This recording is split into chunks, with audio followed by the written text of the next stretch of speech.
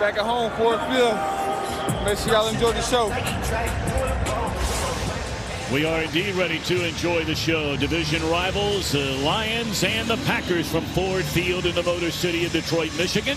And a pleasure to welcome in for the first time today the third member of our team, Shannon Spink. Hi, Shannon. Hey there, Tom. So Green Bay Packer fans no doubt happy to hear the news that Aaron Rodgers was back at practice this week, both Thursday and Saturday, full go for the first time since injuring that knee week 1 against the Chicago Bears. Now, we've seen that brace that he's been wearing in the game. He told us that he actually experimented with one that gave him a little bit more flexibility this week in practice. Now, the key word for Green Bay Packers fans as it comes to Aaron Rodgers is progress. He says that he's been progressing nicely, not 100%, but very happy with the way that things are going, Tom. All right, Shannon, thank you. The coaches, of course, Mike McCarthy in his 13th season, 6 division titles, 13 of his 16 years has led the Packers to the playoffs. And for Matt Patricia, after serving as defensive coordinator under Bill Belichick, his first year as a head coach in the NFL. Green Bay won the toss, chose to defer, and for the first time all year, we call the name of Amir Abdullah. Acted for the first time and spun down out to the 29-yard line. When we talk about a gamer, and that's the word Chris Spielman used referring to Matthew Stafford, his 117th consecutive career start here today. And last year against the Packers, and remember now, Aaron Rodgers did not play in either one of those games, but Stafford was brilliant, winning both games. Yeah, you look at it, and the one thing the Lions have added this year is a little bit more of a consistent running game and possibly the best trio of receivers in the NFL. Rookie Kerryon Johnson. They fake it to him, and Stafford would throw it on first down and incomplete. He had an eye on Marvin Jones Jr. Good coverage here by the rookie Josh Jackson out of Iowa. Offensively, you mentioned the fact that Kenny Wiggins will be filling in today at right guard. The former Packer, longtime Packer, T.J. Lang, yet another concussion. Yeah, and he'll have his hands full with Mike Daniels, and Kenny Golladay is a guy that's really upped his game from his rookie year, number 19. They've been winning the ball in this guy's hands more frequently, and he's showing you why. That's a gain of 14. Close to 15 by Kerryon Johnson, the rookie out of Auburn, the SEC's Offensive Player of the Year a season ago. They're going to do a good job of making a short corner. You're going to see Marvin Jones Jr. come in and get a crack block on 42. It's not a devastating block on Burks, but it's enough to throw a screen.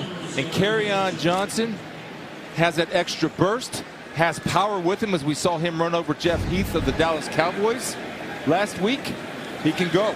He can do a lot. He can run over you, or he can run around you. Well, he had an unbelievable career at Auburn. You say, well, that's college. This is the NFL. The times he has touched the football, he has been lights out. Matthews run off in pursuit, and the catch is made. That'll be a 3-yard gain.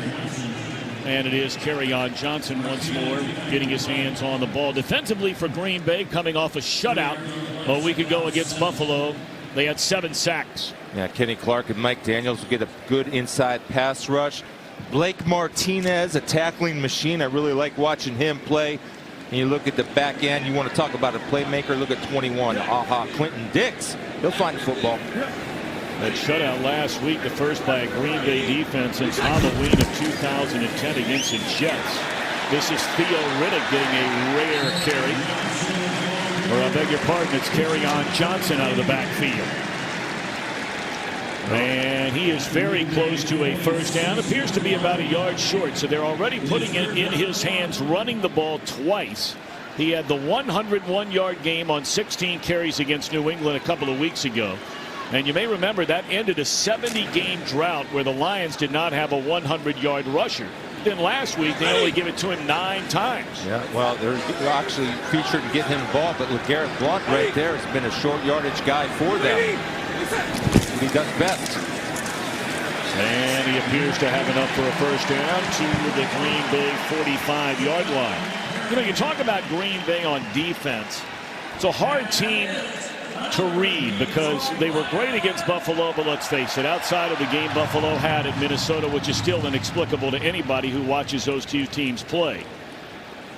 it has not been a very good Green Bay defense so far this year. It's not been consistent, and I think they're coming. There's signs of them playing very well. We talked with defensive coordinator Mike Pettine. Everybody's starting to feel more comfortable with the system, so they should eliminate thought. When you eliminate thought, you play faster. LeGarrette Blount dropped 2 yards behind the line of scrimmage, swarming Packer defense. Dean Lowry was there. Mike Daniels was there. Reggie Gilbert was there. He's an oncoming player in this Packer defense. Both Reggie Gilbert and, of course, Kyler Fackrell, who had 3 sacks in the game last week against Buffalo. Well, the thing you want is always on your front is to have that type of depth, and it keeps guys like Clay Matthews, who's in his 10th year. When you need him in the 4th quarter to make a play, you don't have to play him for 70 plays. He's fresh coming off the bench or getting a proper rest to extend his career. Great protection. And a back shoulder throw intended for Riddick out of the backfield. And in coverage, the rookie Oren Burks out of Vanderbilt. Yeah, this is outstanding, Tom, by the rookie Oren Burks. Now, it's a good read, and normally Matthew Stafford does not miss this. You see, Oren Burks is on top of Theo Riddick. When he's on top of him, that's a combination communication between quarterback and receiver that ball will be thrown to the back shoulder. And usually those guys will make that hookup, but outstanding job by Burks. Had a shoulder injury, played well last week against Buffalo.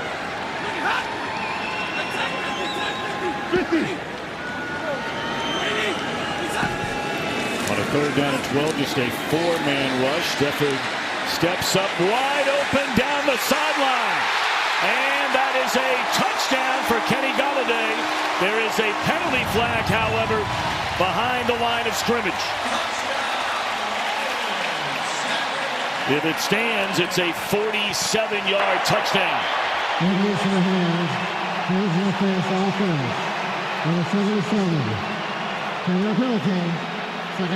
That's a rookie, Frank Ragnow, and the injured Packer is Kenny Clark. Right here's Ragnow, number 77. On the snap of the ball, does a good job, and you have to take your hands off him, especially if he gets on your edge. So the touchdown denied on the penalty, and they continue to look at Clark. We're back in a moment. 47-yard touchdown pass to Golladay, taken away on the penalty by Ragnow. So a 10-yard penalty makes it a 3rd and 21, and they're just going to hand it off to Johnson, and he gets close to midfield, but out will come the punt team for the Lions. Boy, that hurts. It does, and you look at it, and we talk about the Packers' interior rush with Kenny Clark and Mike Daniels. They don't have a lot of sack numbers, but if you create holding penalties, you force the pocket. That's why those guys are effective. When you have a strong interior rush, that makes the outside rush that much more dangerous. Sam Martin puts a foot on it. End over end punt. And it looked like it hit somebody. The question is, did it hit a Packer? I think the Packers are watching the Lions saying that ball hit a member of the receiving team, and now the officials are going to talk it over. We saw that a week ago, you may remember. I think it hit the Lions player around the 13-yard line. Nobody yet, nobody, and I think right here we get the deflection off of the arm of Charles Washington, number 45. Watch the deflection right off the right arm. As the ball touched a member of the receiving team. Therefore, it is a live ball. The Cardinals recover the ball. Touchdown.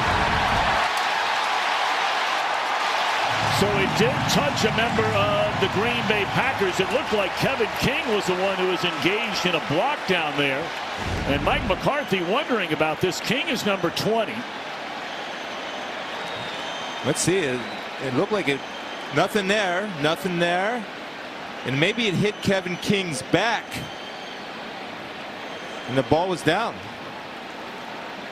Well, the officials are still getting together, and we're going to go to the former head of the NFL officials, part of our crew today, Dean Blandino. Dean, you've seen it once or twice, maybe 3 times now. What are your thoughts after a glance or two?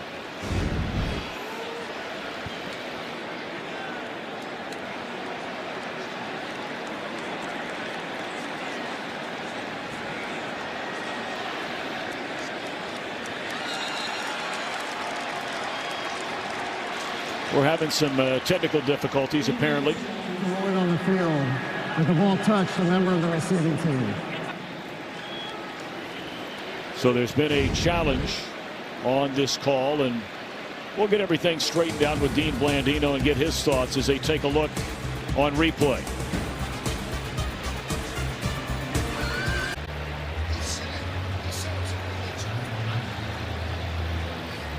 Waiting on John Hussey's decision, our referee. After review, the ruling on the field stands as called. Additionally, Green Bay will not be charged a challenge. This is the only play in a kicking situation where it is a booth review only. So we will correctly give Green Bay back their challenge. Green Bay has the challenge. So there you have it. Detroit catching a huge break after having the penalty that took away a touchdown, and now it'll be 1st and goal from the 1-yard line. Boy, I don't see it. I thought it went off the white glove of Charles Washington. That's an advantage by wearing the same color gloves as the jersey. Sometimes that color gets lost in the jersey, and referees have a hard time distinguishing who it goes off. And by the way, when you're a defensive back and you're playing a team with white jerseys, you wear white gloves. Every Packer defensive back and every Packer linebacker should have on dark gloves, because you can get away with a little bit more grabbing. Just something to keep moving forward as we go through this ball game and see if that plays an advantage, because the white gloves certainly helped Charles Washington right there. I promise you that. Out of the I formation, they give it to LeGarrette Blount, and he's in for the touchdown.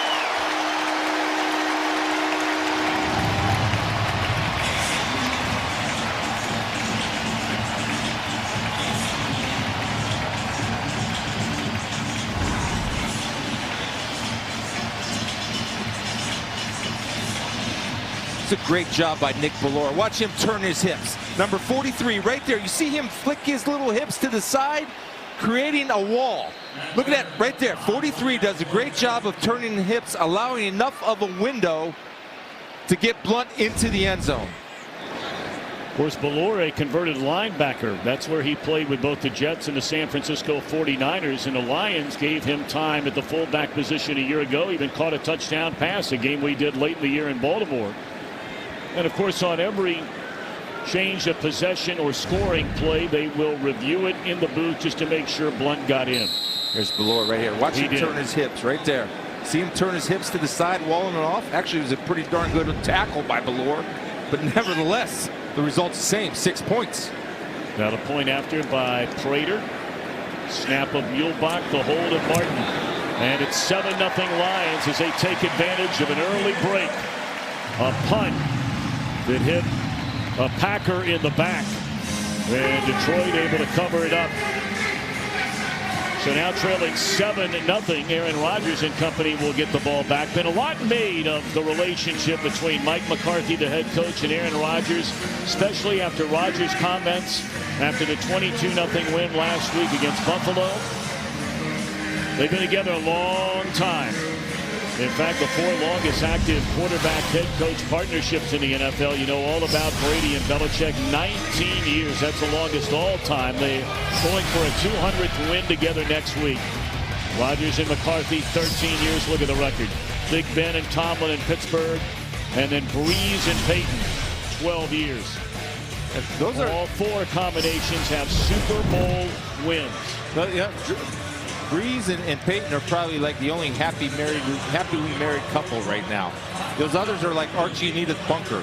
They've been together a long time. They're not going anywhere, so they speak their mind. But you have to have that open communication. You know what I mean about that, don't you, Tom? But it's all in the family. Yes, it is. And if you call me dingbat, we're going to have a problem. On the return, and a good one. That's Ty Montgomery, flags down on a play, run out of bounds at the Detroit 35-yard line. Big return by Ty Montgomery. But it looks like this one will come back on a hold.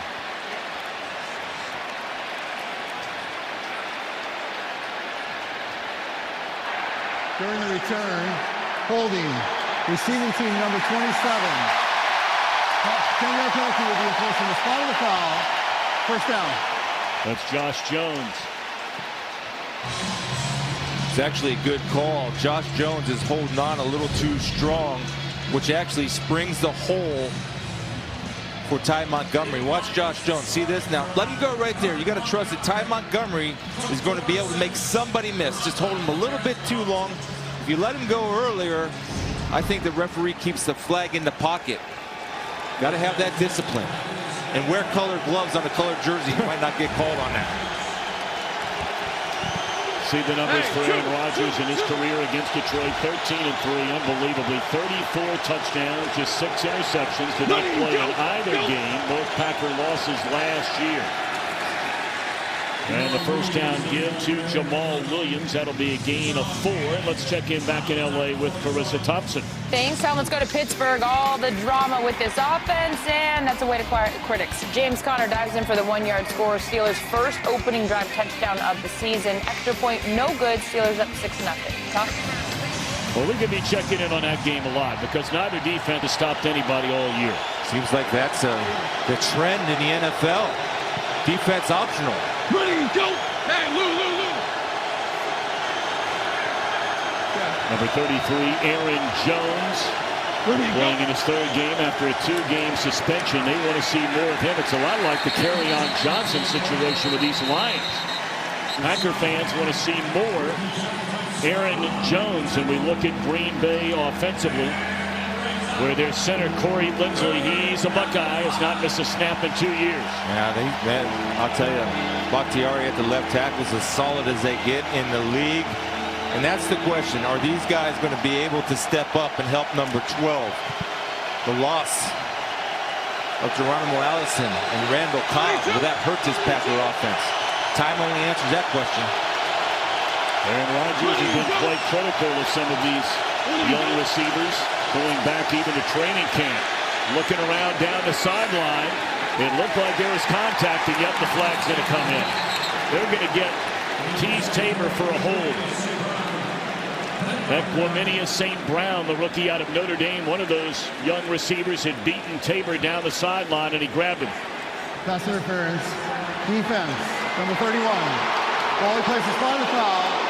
Automatic. First down. So the strength of Aaron Rodgers is recognizing where a weakness or a matchup. Teez Tabor hasn't played a lot for the Detroit Lions. So let's attack him early right now. Went for a double move, and right there you see the grab of the hand. It was a good call by the officials, but more importantly, that's Aaron Rodgers doing what he does best, understanding the defense, who's on the field, and where do I attack. The 21-yard penalty and an automatic first down. They'll fake it to Williams. Rodgers will throw too high. He had a wide open Jimmy Graham, the 5-time Pro Bowl tight end, who just came over during the offseason from the Seahawks. We look at the Lions on defense. They have been gouged in the running game, but you like the secondary. Yeah, I do, and I think they're getting better. They're close. I thought Jared Davis played his best game as a Lion last week, minus the coverage on Zeke Elliott. And this was confirmed talking to Coach McCarthy that they're probably the best man-to-man team they'll face in the back end. Jamal Williams wrapping both hands tightly around that football and strong running. That'll be a gain of close to 7. The Lions have allowed a league worst 158 rushing yards per game. Ezekiel Elliott went for 152 in the loss to the Cowboys, and Dallas rushed as a team for over 180 yards. Anytime you get in these 3rd and 4, 3rd and 5 situations, you get a matchup that you like with Jimmy Graham. Oftentimes you can create a safe pass. You see right here, that's Jimmy Graham. Ready, go! Oscar!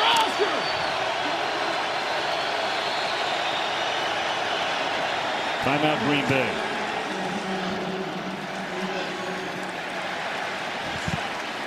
.750 to play here in the opening quarter. And facing a 3rd and 6. Rodgers wanting a timeout. Well, Saturday, Minnesota looking for the huge upset, going into the Horseshoe in Columbus, Ohio, to take on Dwayne Haskins. and the mighty Buckeyes. It all begins at noon Eastern on FS1 and the Fox Sports app. I brought my son along this weekend, Luke. I said, you've never been to Detroit, Luke. A really good way to make sure you make lots of new friends in Detroit is to wear your Ohio State sweatshirt. Yeah, all he cared about was impressing Mr. Spielman. He's wearing the colors today. Dwayne Haskins, the kids say, have a day. Yesterday, Dwayne Haskins had a career. 600 yards, or whatever it was, 400-plus yards, 6 touchdowns. Yep. Have a career, Dwayne. Of course, Michigan had a big win yesterday after a weather delay down the road in Ann Arbor. Ready to go. Ready to go. So on third down, great protection. Rodgers all day to throw it. But is there anybody to throw it to? And now he'll run it. And very close to a first down. Gimpy knee and all. Christian Jones runs him out of bounds. How about Aaron Rodgers? Wow. Well, we talked about man coverage. The Lions want to do something very well. As soon as they work this scramble drill, right here, Aaron had a guy. Missed him, didn't pull the trigger. Now watch him lock up man-to-man. Aaron Rodgers sees that. And the effort with the stiff arm on a linebacker to lunge for the first down is why I say he does all the little things. And if I had my choice to pick any quarterback in the history of our great game, Aaron Rodgers would be first off the board. Your number one guy. Number one guy. No doubt. Wow. Been a lot of good quarterbacks. Jamal Williams inside Detroit territory. So you're saying, and I mean, you're one of the great followers of the history of this game. And you grew up around it with your dad, Sonny, as a coach in Massillon, Ohio. Illegal formation. Offense. Wide receiver covered up number 80 on the line of scrimmage. 5-yard penalty. First down. So you're saying of all the guys, all of them, we know all the names. You have one guy that started quarterback for your team in the history of the game. You're taking right there, number 12. Yeah, I'm just looking at all the physical traits. He can scramble, right? He's smart. He rarely makes bad decisions. And he is maybe, in my opinion, the most accurate passer in the history of the NFL. Making tough throws. I'm not talking about dink and dunk down the field or percentages. I'm talking about a critical throw at a critical time. That's my guy.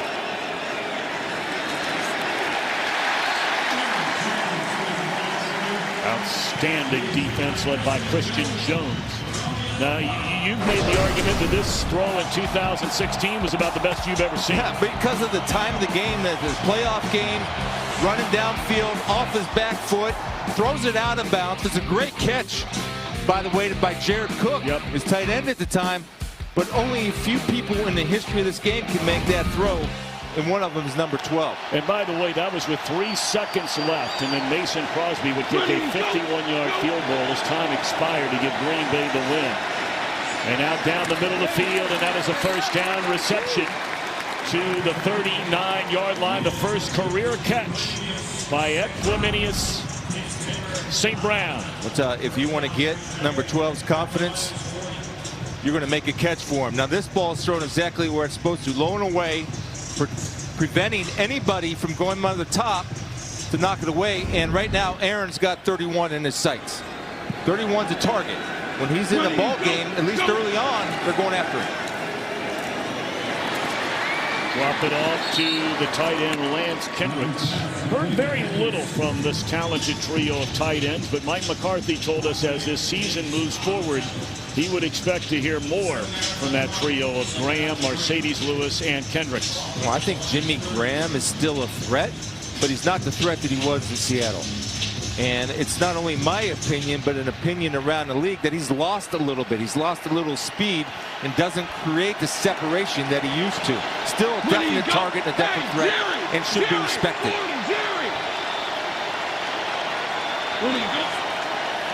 Second down and 3, and Rodgers to throw it again. And that is Aaron Jones, and it's a first down close to the 25-yard line. Glover Quinn in on the tackle, and Quinn today, the 137th consecutive start he's made in the NFL.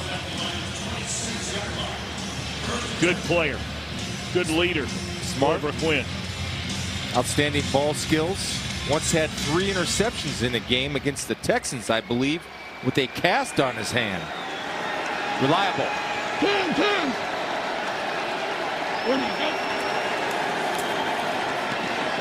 Aaron Jones inside the 25 down to the 22-yard line. You know, Tom, you mentioned the fact that the Packer fans have been clamoring more for Aaron Jones, and I can understand. I think Jamal Williams is a really good player. We were playing the Raiders when they had Marcus Allen and Bo Jackson. You know, my comment was, give me the Hall of Famer. Keep Bo on the bench. And that's what many people feel about Aaron Jones because he's that much more explosive. And that's not a slight on Marcus Allen, one of the greatest of all time. Right. It's just Bo Jackson took it to another level.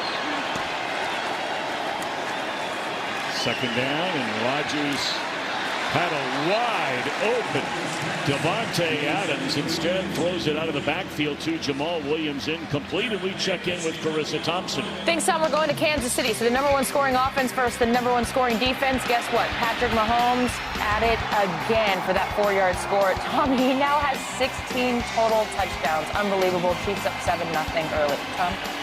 Yeah, we saw him a couple of weeks ago in Kansas City in that route of the 49ers, or at least an early route. Niners came back in that game. The game Jimmy Garoppolo was injured. 12th play of this drive. It's a 3rd down and 7. Hey, just Rex tight! Rex tight! Look, Four-man rush. And Rodgers has to throw it away. Feeling the heat.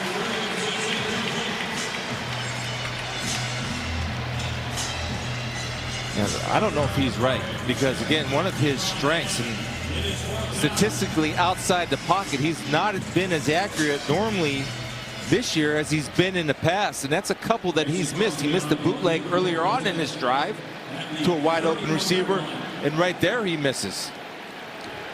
This will be a 41-yard field goal try by Mason Crosby. Good snap, good hold, and hooked it left. Crosby normally as dependable as any kicker in the NFL.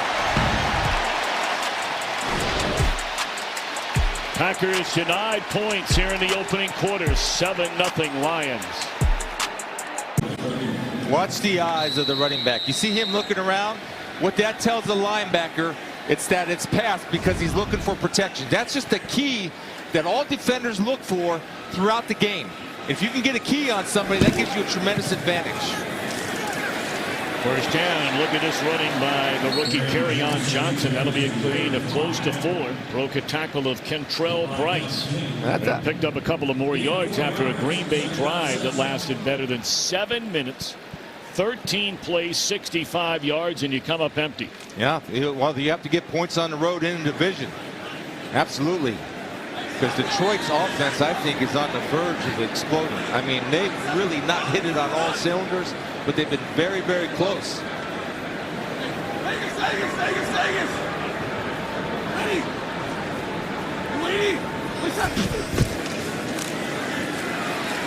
Stafford floats it up there, and the reception made by Golladay.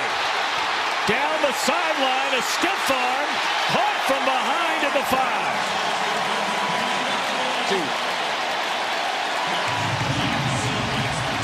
Boy, is this a talented second-year receiver out of Northern Illinois, Kenny Golladay. And he's only getting better, Tom. They're going to run a little takeoff with him. Jackson's actually in pretty good position, but when you have that height advantage and you have this get off my lawn moment, when he stiff arms, Clinton Dix, he's such a threat when he catches the ball. And of course, run after catch is always valuable in this Lions offense.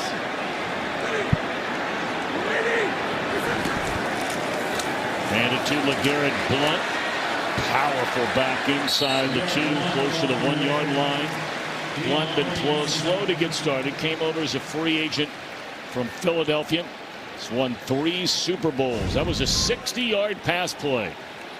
Well, and it's Stafford trusting his guys are going to win 50-50 balls. In our meeting, we talked about it between Jones and Golden Tate and Golladay. Those guys will go up and compete and win the ball. And one of the things he does well is block, but he has really strong hands.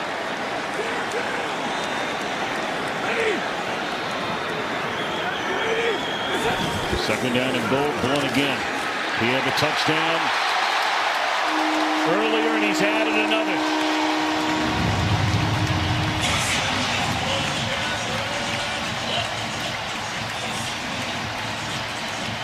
want to talk about being a team player. I bet you when Golden Tate came to Detroit, never thought he'd become a lead blocker. He's going to become a lead blocker on this LeGarrette Blount touchdown. See, Golden Tate was going to come in here, and it's just a good surge by the offensive line. You see Golden Tate leading the way. Golden Tate, new position, lead fullback on the goal line. Just a great job by him. That's being a team player, doing what you're asked to do. Well, he's done everything they've asked him to do since they brought him in 2014, and there's a lot of talk about whether he's going to stay with the Lions at the end of this year. Golden Tate could play for your team and my team all day, every day. Well, get the checkbook out, sign this, and there's the strong hands of Golladay, playing with more confidence. There was a flag, by the way, on the extra point.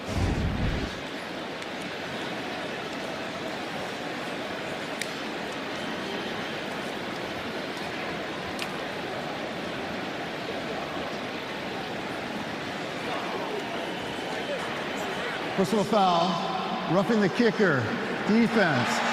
Detroit has elected to put that 15-yard penalty on the kickoff. Timeout. Pair of rushing touchdowns for LeGarrette Blount. Roughing by King on Prater. How about the Lions start today? Big 60-yard pass play to Kenny Golladay, setting up the touchdown run by LeGarrette Blount, his second here in the opening quarter. And a 14-0 Lions lead. Little pop-up kick from the 50 after the penalty. And this is Ty Montgomery and nowhere to go. Does not even reach the 15. And missed opportunities here by Green Bay. Yeah, I actually think that the Lions got a break right there. I thought the ball went off Charles Washington. You got a chance to get points on the board in a tough matchup. You know it's going to be a close game. Obviously, you can't miss that. Usually Mason Crosby does not. And the young wide receivers that Aaron Rodgers needs, and this is something to watch. You've already had a mental error by Valdes-Scantling when he lined up wrong and covered up the tight end. But they have to be able to run their routes right, the proper depth, recognize blitz, and make catches when they have the opportunity to make them.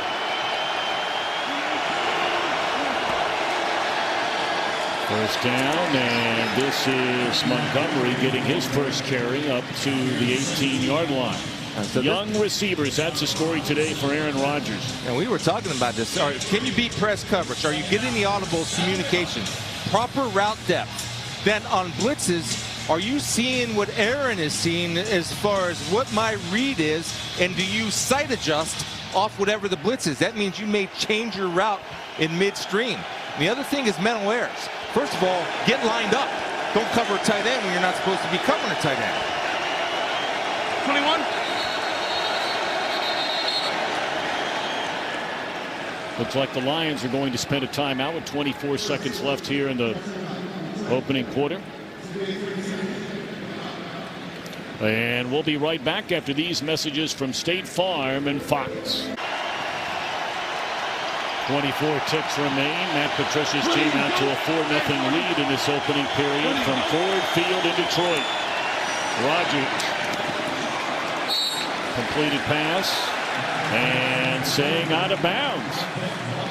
Unable to get both feet down is Marquez Valdes-Scantling. You see a little frustration in Aaron Rodgers because this has to be a catch. You have plenty of room to get both feet down. You have to drag your feet. And I got to be honest with you, as that was Adams, Allison, or Cobb, that's an easy pitch and catch. And I'm down on these guys. I'm just pointing out every little thing has to be a learning experience. I wouldn't be worried about my patience. I'd be worried about number 12's patience. Well, you can see that reaction. And Rodgers now rolling. Looking around and caught from behind. The ball is stripped. And the Lions have it. Okwara from behind, able to catch Rodgers. And Kennard able to dive on top of it. You have to have a clock in this thing right here. A clock's got to be in your helmet, letting you know that this guy is going to come with a dynamic effort. And the beauty of this is grabbing the shoulder pad with his left hand and stripping the ball with his right hand as opposed for going to the kill shot. It's just a great hustle play by Okora, and the Aaron Rodgers clock has to be ticking. Get rid of the football, because you know these guys, in their mind, stacks equals money. Great effort and smart play, Tom, to strip her out of there. Packers defense has to rise right now. Okora, that's 2 games in a row he's come up with a sack. He had one in Dallas last Sunday. So now on first down, they put it in the hands of Kerryon Johnson, and nowhere to run. Martinez and company for no gain. So now, after the takeaway, we're set to begin the second quarter. It's been all Lions so far in the Motor City.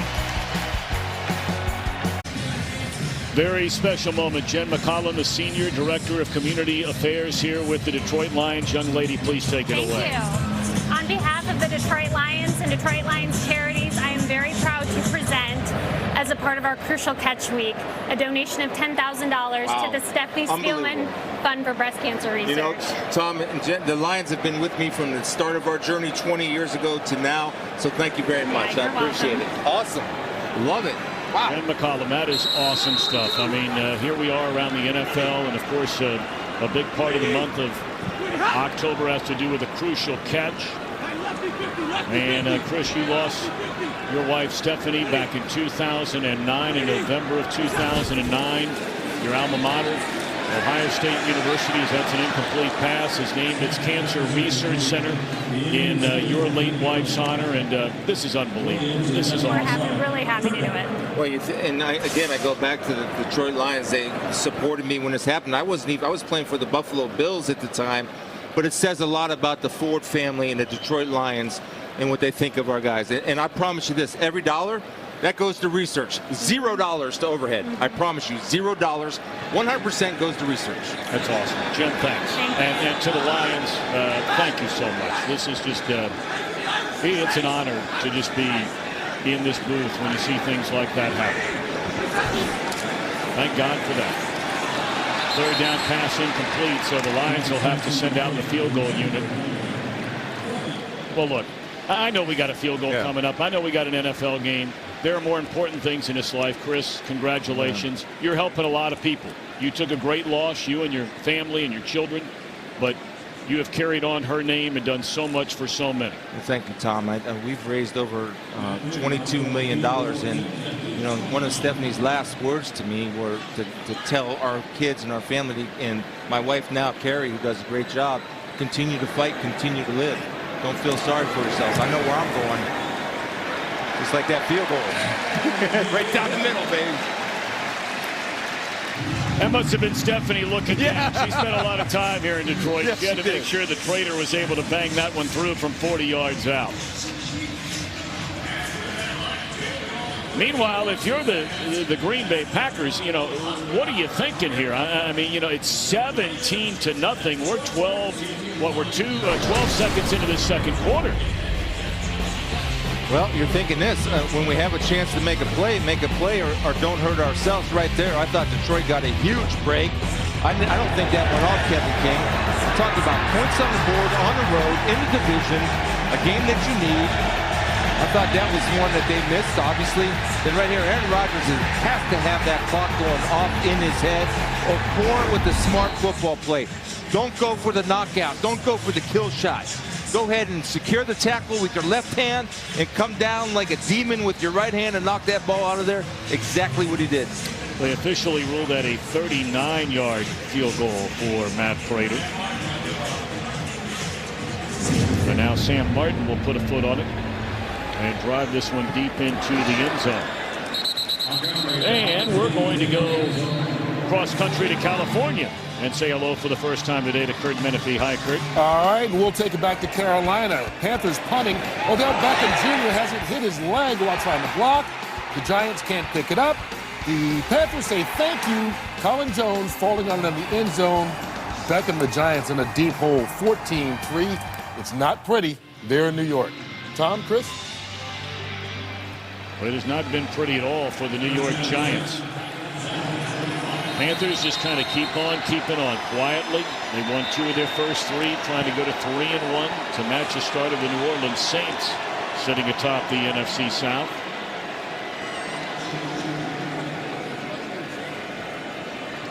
One thing that Aaron Rodgers is completely comfortable with, and you just look at his career, if they're struggling or sputtering offensively, don't be surprised to see them go a little bit of tempo to get him in rhythm and maybe help those young guys get in rhythm.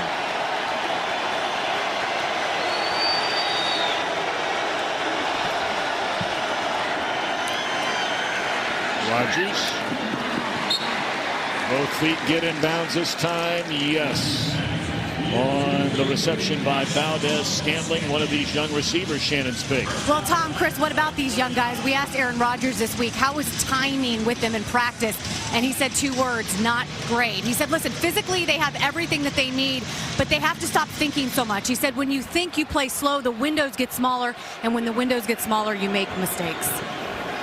It's invaluable to them to have the trust of Rodgers that they're going to be where they're supposed to be, because that's where the ball is going to be.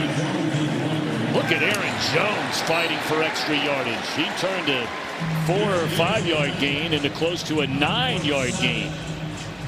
So when you're fighting for extra yardage, you know what else you're fighting for? Extra carries and extra PT. Playing time, and exactly what Aaron Jones does right here. Jarrad Davis does a good job of meeting it in the hole. Got to be able to finish. He's a tough guy. He wants to play. He's got the explosiveness. Jamal's the banger. This guy's explosive. And here comes Jones again. Great blocking in front of him. And he is tripped up all the way down to the Detroit 35-yard line. It looked like the left tackle, Bakhtiari, was leading the way. You know, Bakhtiari is as tough as they come, but right now he's actually the ball carrier right now. Watch what happens. He's going to get cut. Watch him get cut right here. I believe that will be Darius Slay. Now, Darius Slay is a smart guy. He's not going to take him and get in a bad matchup. So he's going to try to cut him to create a pile, but unfortunately for Slay, he cuts him. He creates a short corner. Blocks himself. Into the hands of Jones once more, and until they stop it, keep on running it. Off the left side, tries to turn it upfield. It'll be a gain of 5. Second down for Green Bay, on the move for a second time. Well, a weakness of this Lions run defense, and Tom, you pointed out that they're last in the league in yards per game. Well, the biggest weakness, and this was carried on throughout the preseason, was their outside running. They have to make sure somebody has contained, and the ball always needs to go back inside to hopefully where 10 other guys are pursuing to the football.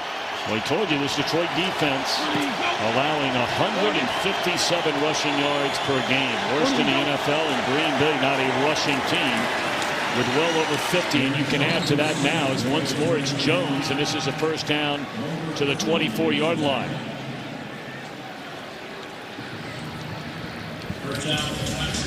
People have asked me, Tom, what's the problem with the rushing defense? And it's 3 things. They get screwed up in their gap responsibility. When they have a chance to make a tackle at the line of scrimmage, they're not consistent enough in making those tackles. And the other thing is, you have to understand that when you have a chance to make a play, you've got to make a play and trust your teammates to be where they're supposed to be. And that's not always been the case with this defense. Fake the run this time, and Rodgers just has to throw it away. There's nowhere to go. He was under heavy pressure that time by the middle linebacker in on the blitz, Jarrad Davis.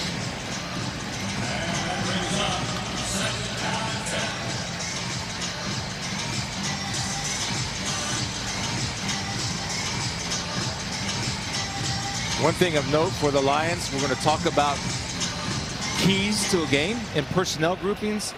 Every time Mercedes Lewis, number 89, is in a game, it's been a run or hard play action. When Jimmy Graham's in a game, then that's when you start playing 50-50. When Lewis is a game, you play 75-25, run to pass. You got Graham in there now. So you figure a pass, and that it is. And Rodgers to the end zone. And it is too tall for St. Brown. 3rd and 10. Nice job by Teez Tabor. Already we know Aaron Rodgers has a big X on number 31, and this time Teez Tabor, the 2nd round draft pick out of Florida, is up to the challenge. So 3rd down and 10. Plenty of time on the play clock.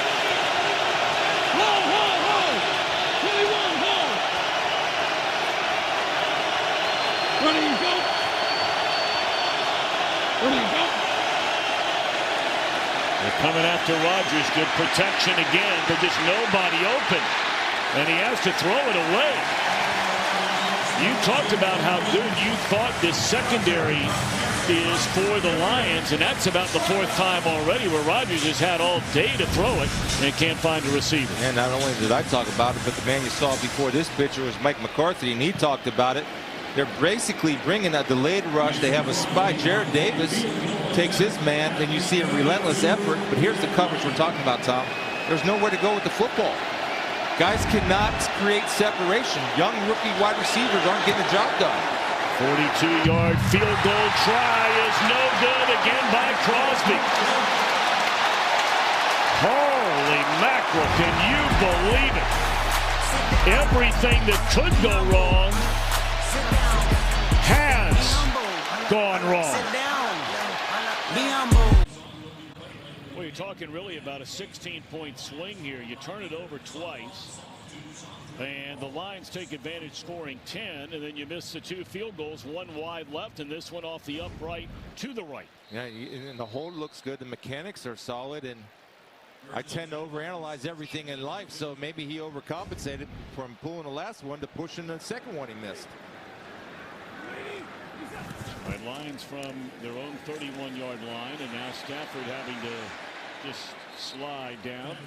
A loss of close to 3.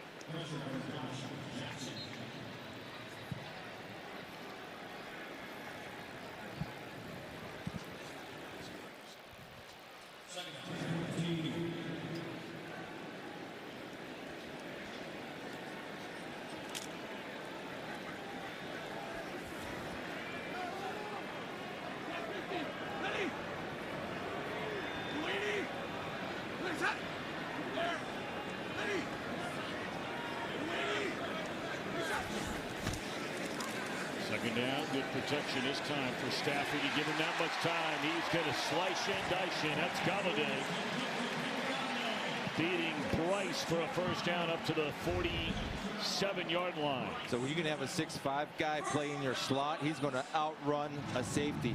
So they get a matchup on a safety. They will take that every single time. And quickly, Golladay is becoming one of the most trusted targets of Matthew Stafford. And they create matchups, and that's a credit to Jim Bob Cooter, because all 3 of these guys, Tate, Golladay, and Jones, can line up in a slot. And they can play all 3 positions.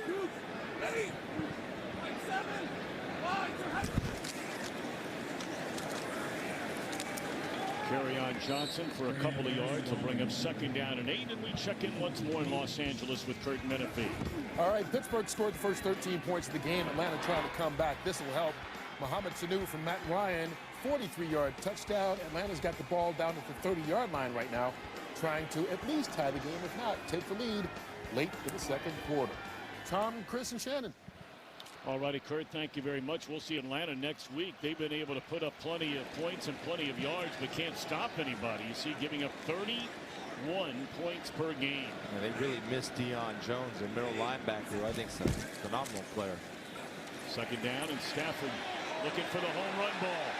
And that is a catch made by Marvin Jones Jr. inside the 15, but behind the line of scrimmage here is a penalty flag. Jones has played some of his best football in his young career against the Green Bay Packers. The numbers are just staggering.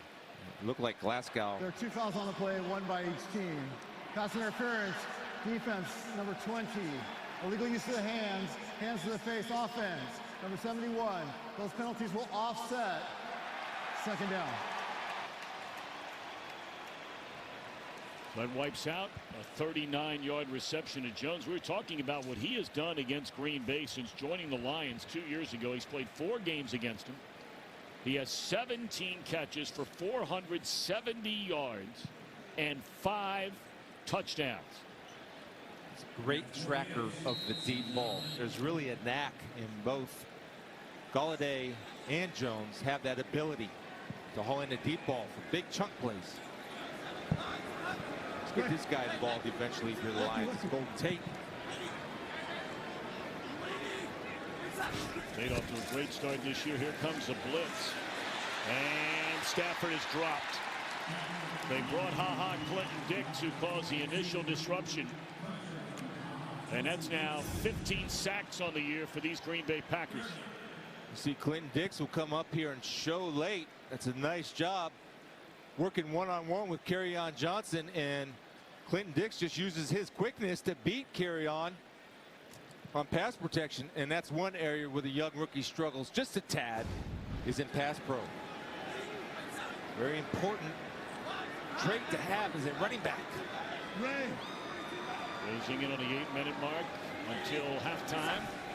Theo Riddick in motion, and they throw it to him out of the backfield, and Riddick crossing midfield to the 49, but it brings up 4th down and 5, and the Lions will punt it. Excellent job by the Packer defense to get a stop. Get Rodgers and crew back on the field to try to get some type of momentum. Offense rolling here.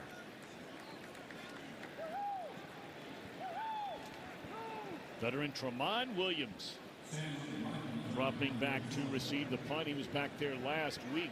He's not returned punts regularly since 2010. And a fair catch at the 12-yard line. So 7:20 left to go. Rodgers and the Packers in desperate need of a score. Detroit pitching a shutout so far.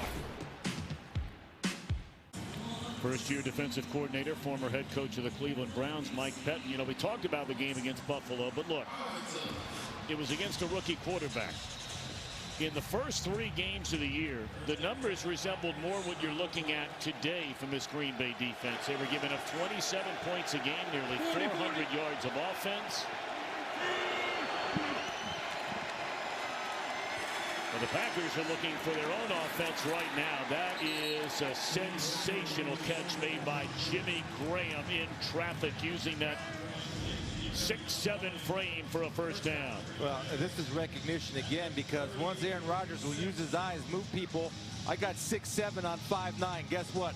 I'm going to trust the jump ball. Now watch Aaron Rodgers use his eyes. He looked to his right, understanding in the timing route to throw it over Quandre Diggs, who will battle you to the death. But you're just not going to win that jump ball against a 6'7" guy.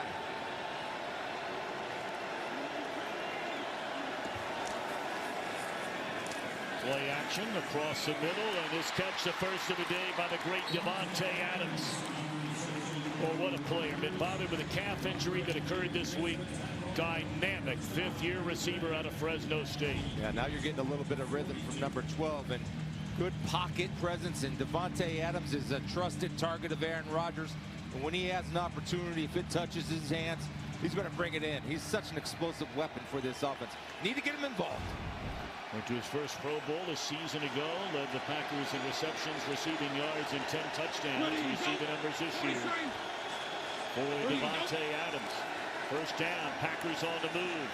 Looking down the field. And incomplete. Nevin Lawson in cover. Because Slay is so good, Tom, Nevin Lawson's often a guy that they'll go after. He's a competitor. Now, he might get beat sometimes, but watch the closing speed right here. The ball's actually underthrown a tad, and Nevin Lawson does a great job of going up through the hands of the intended wide receiver and getting the takeaway. Nice job, Nevin.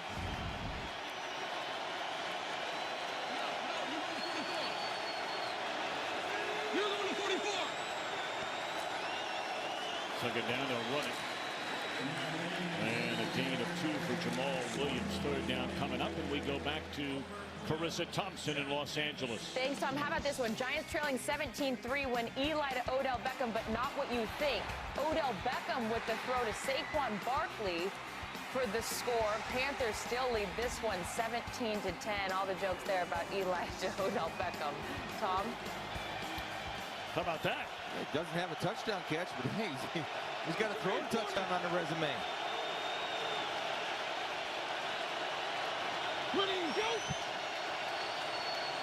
I get a feeling this is a very important third down in the momentum of this game.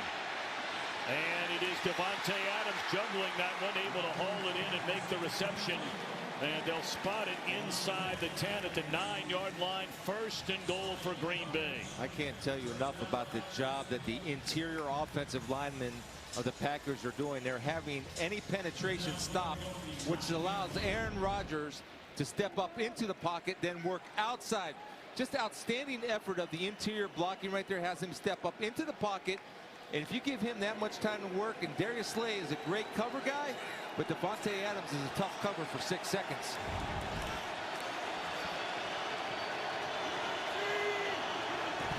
First and goal, Green Bay. Williams inside the 5, tackle close to the 3-yard line. 2nd and goal.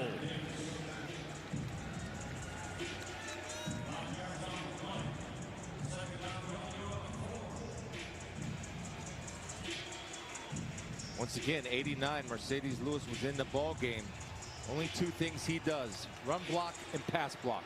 So there's a play action. Now he's out. So if I'm Detroit, I'm still playing run because they certainly can run it.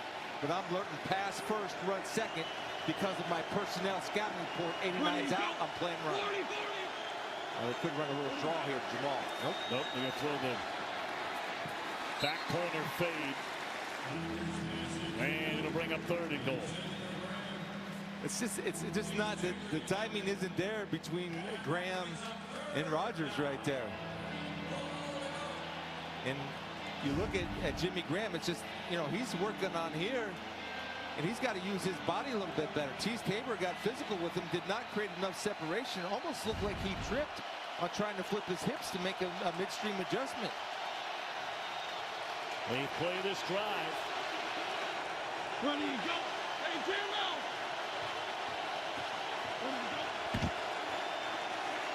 Rodgers looking around, still looking. And now being chased, and he throws it out of bounds. Under heavy pressure again by Okwara. And another drive stalls for Green Bay. This team right here in the blue worked this during practice. This is the Aaron Rodgers red zone scramble drill. And right there, I thought he missed Devontae Adams, but as soon as he starts scrambling, everybody jumps and plays man-to-man and forcing Aaron Rodgers to throw it away. And they call him for intentional grounding. You know, the fun thing is for coaches and players on both sides, Packers, Lions, when you put something, Aaron Rodgers talked to us about this, when you put something in on Wednesday and you practice it and you see it come to fruition and you execute just like the Lions did, paid off. 38-yard field goal. Oh, my goodness. Mason Crosby is 0 for 3 in this game. Oh, doctor.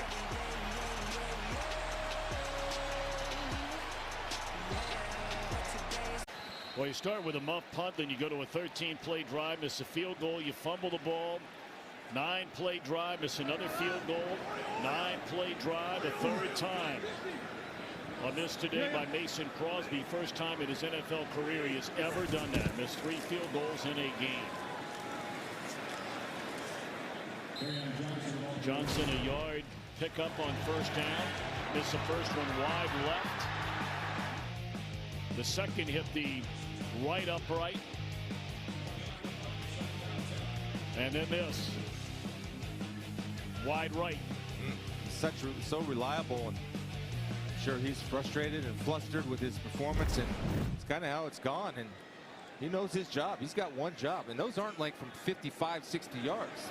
Those are chip shots. Normally gimmies for a great kicker like Mason Crosby. The Lions are comfortable just running out the clock. Well, perhaps. We'll see. They've run it on 1st and 2nd down. We still have a long way to go here. And let's check in downstairs with Shannon Spake. Of course, you could probably understand Mason Crosby coming over, just shaking his head. He did come over on the bench, though, and he changed his right shoe. So he was wearing a shoe that had some neon on it. Now he's wearing an all-black shoe. He then picked up the football and tried to kick it to the net over here. So we'll have to see which shoe he wears back out there when he makes another field goal attempt. I mean, that's what you have to do. If it's not working, it's not working. It might be the shoe. If he misses another one, then you go to the Fred Cox square toe. Don Cockroft. Square it up. Mark Mosley. Straight on kickers. Where are they, Tom? Where'd they go? That's a very good question. Mark Mosley was mighty good for a long time. What's that old spot? It's the shoes. It's a shoe. 42 lead. 42 lead. And then Third down. And Golden Tate for a first down up to the 43-yard line. First reception of the day for the standout out of Hendersonville, Tennessee. Yeah, last series we talked about getting 15 involved, and let's get him involved in what he's best is run after catch. So don't take my word for it. Let's talk about Richard Sherman. In my opinion, a Hall of Fame corner. What makes Golden Tate, Richard, such a good run after catch guy? Because his lower body is built like Barry Sanders. Just big, huge thighs, big legs, tough to bring down, and he runs with great balance. Well, what a likable young man as well. Looked like a false start on the Lions. Just seconds before the 2-minute warning. Offense, number 87. 5-yard penalty. Levine Toilolo, backup tight end, longtime Atlanta Falcon. They will start the clock, and this will take us down to the 2-minute warning without another play being run. But Matt Patricia has to feel very, very good about the way things are going here. A 17-0 lead with 2 minutes to go in the opening half. I'm not sure this is the kind of start that this young group of wide receivers and Aaron Rodgers were looking for here today. 17-0, 2 minutes to go until halftime, in Detroit with a football. The first and 15. Stafford rolling, throws, and a drop. Let's go to Carissa Thompson.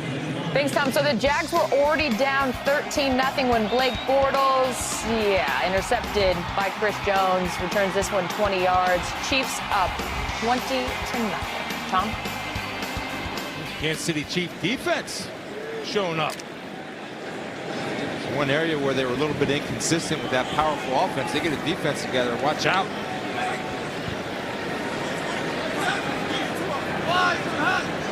Attack 29. Attack 2. Ready. Second down and 15. And the throw is incomplete. That was Nick Perry coming hard off the edge, nearly getting to Stafford. We talked with Mike Pett. What did he tell us about Nick Perry yesterday? He's getting healthier. Missed all OTAs. Only missed 3 weeks of training camp, so he's starting to get back to his old form. And really a good job of Nick Perry not creating any contact. Watch him pull away right here. See that? Then get the hands off to avoid any type of penalty. That's coaching, and that's the players adjusting to the new NFL as far as roughing the passer goes. And of course, they've seen Clay Matthews called for 3 of those already this year. Third down. Set up a wide receiver screen to Golden Tate. What an excellent play made right there by Kentrell Bryce.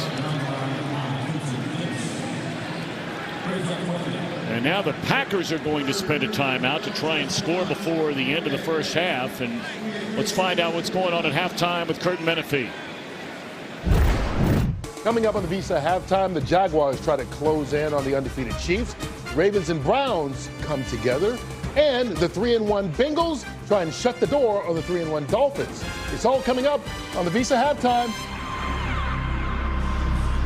It's where all the big leaguers hang out at our Fox studio, right there in Century City. Can't hide money. You can't hide it. I don't think we're allowed to go there, are we?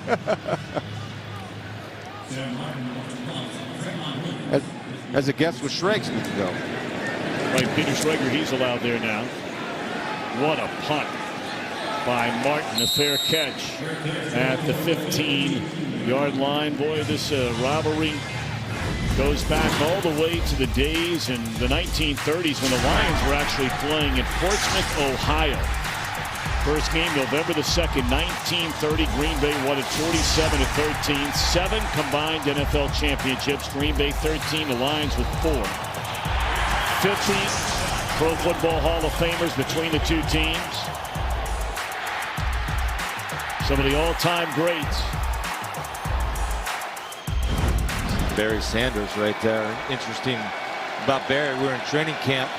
His autograph day. Some kid came up. He took out my jersey. He said, "You want me to sign that kid?" "No, the line's too long for Barry. Can you get his autograph for me, please?"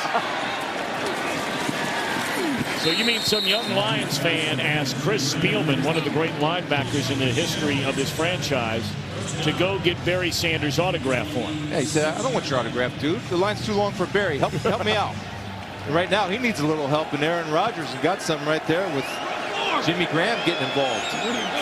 Packers out of timeouts. And to the sideline again, and the catch is made by Valdez-Scantling up to the 34. Better progress right there. Field awareness. See that? He toe tapped. Remember the last out cut that went to him? He went out of bounds right there. Understood where he was on the field and made a play for his quarterback.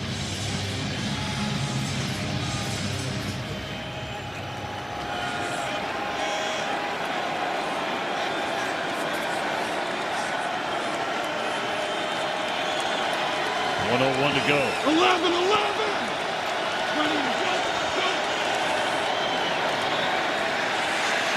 And down goes Rodgers. The ball is loose, and it looks like the Lions have another takeaway.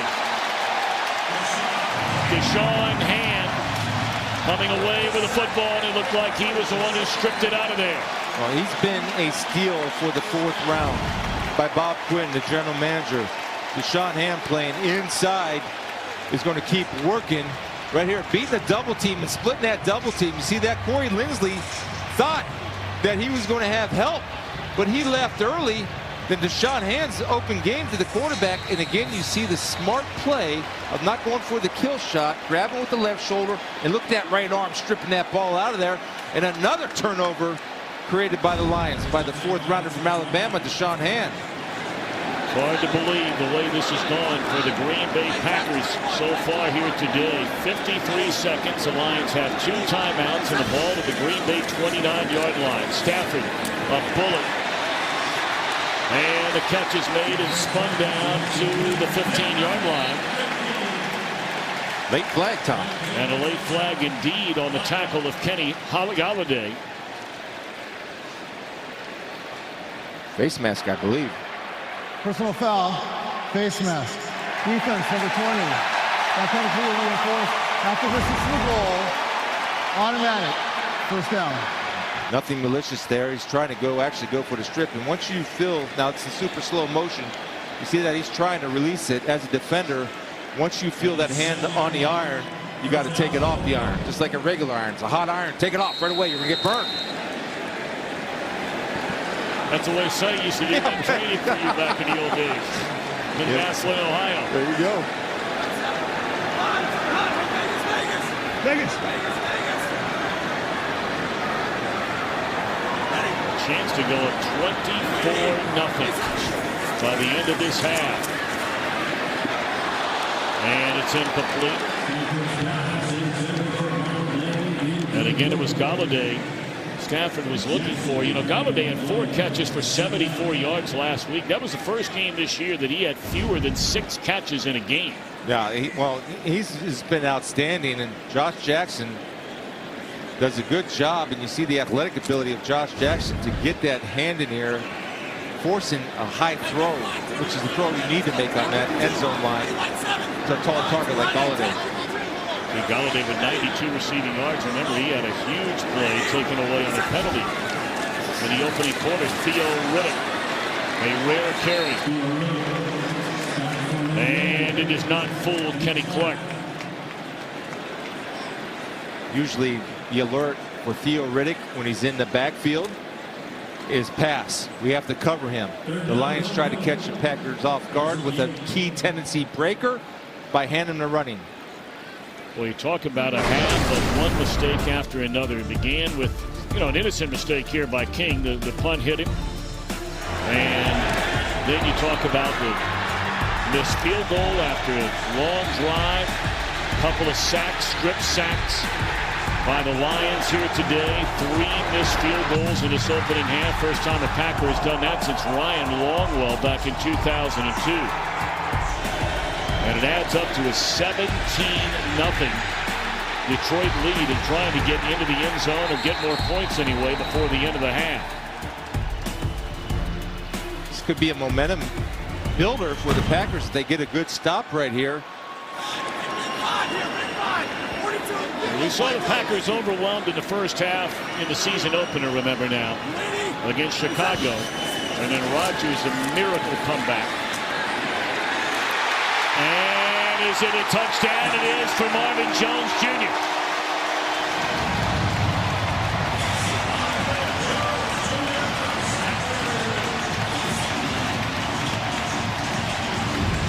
There's so many things right with this play. First of all, they got a safety over the top here, so they don't want this play.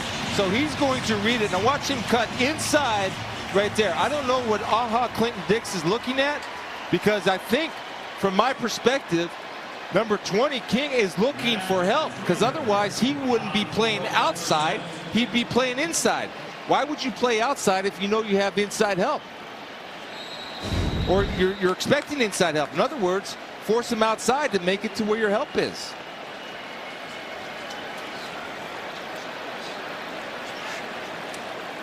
"14 straight games now with a touchdown pass by Matthew Stafford, and to make it 24-0. The point after is good by Prater.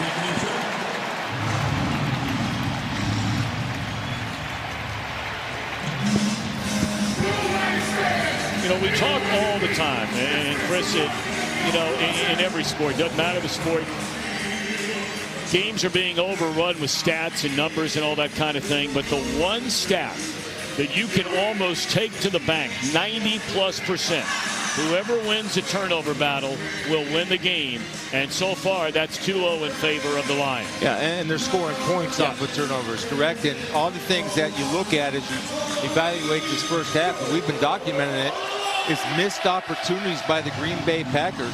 And right now their young secondary is hurting them a little bit, right? And also their young wide receivers. But you have to grow up. I mean, you're drafted to play. And when it's your time to play, it's your job to fit in and grow quickly. And this defense needs to grow quickly. And offense. And I think you go in there, I don't think you panic when you go in that locker room and say, guys, we're a better football team than this. Let's go do it. Nobody needs to throw a Knute Rockne on them. You just need to go in and say, we got to do our jobs. I mean, for all intents and purposes, you look at every number, the Packers have more total yards, they have more rushing yards, they have more passing yards, they have more first downs than the Lions in this game. But between the turnovers on the fumbles by Rodgers, strips of Rodgers, the 3 missed field goals, Green Bay will get the ball to begin the second half, and one would assume they're just going to take a knee. There was a flag, by the way, on the kickoff.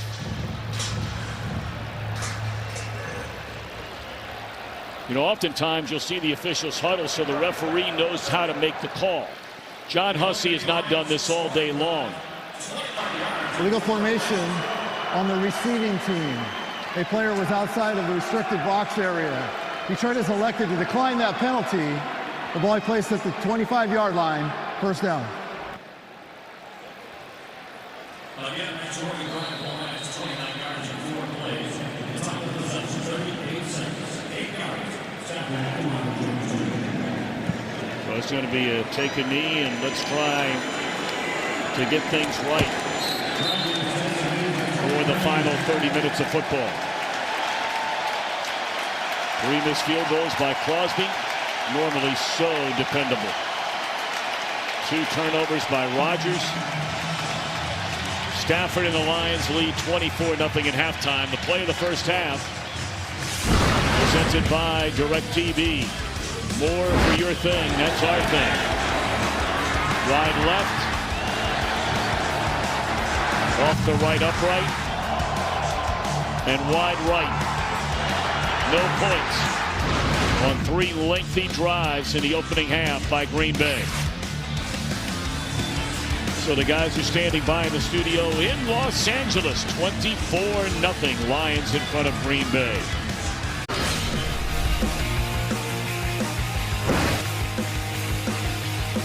Give it to LeGarrette Blount, and he's in for the touchdown. Golden Tate, new position. Lead fullback on the goal line.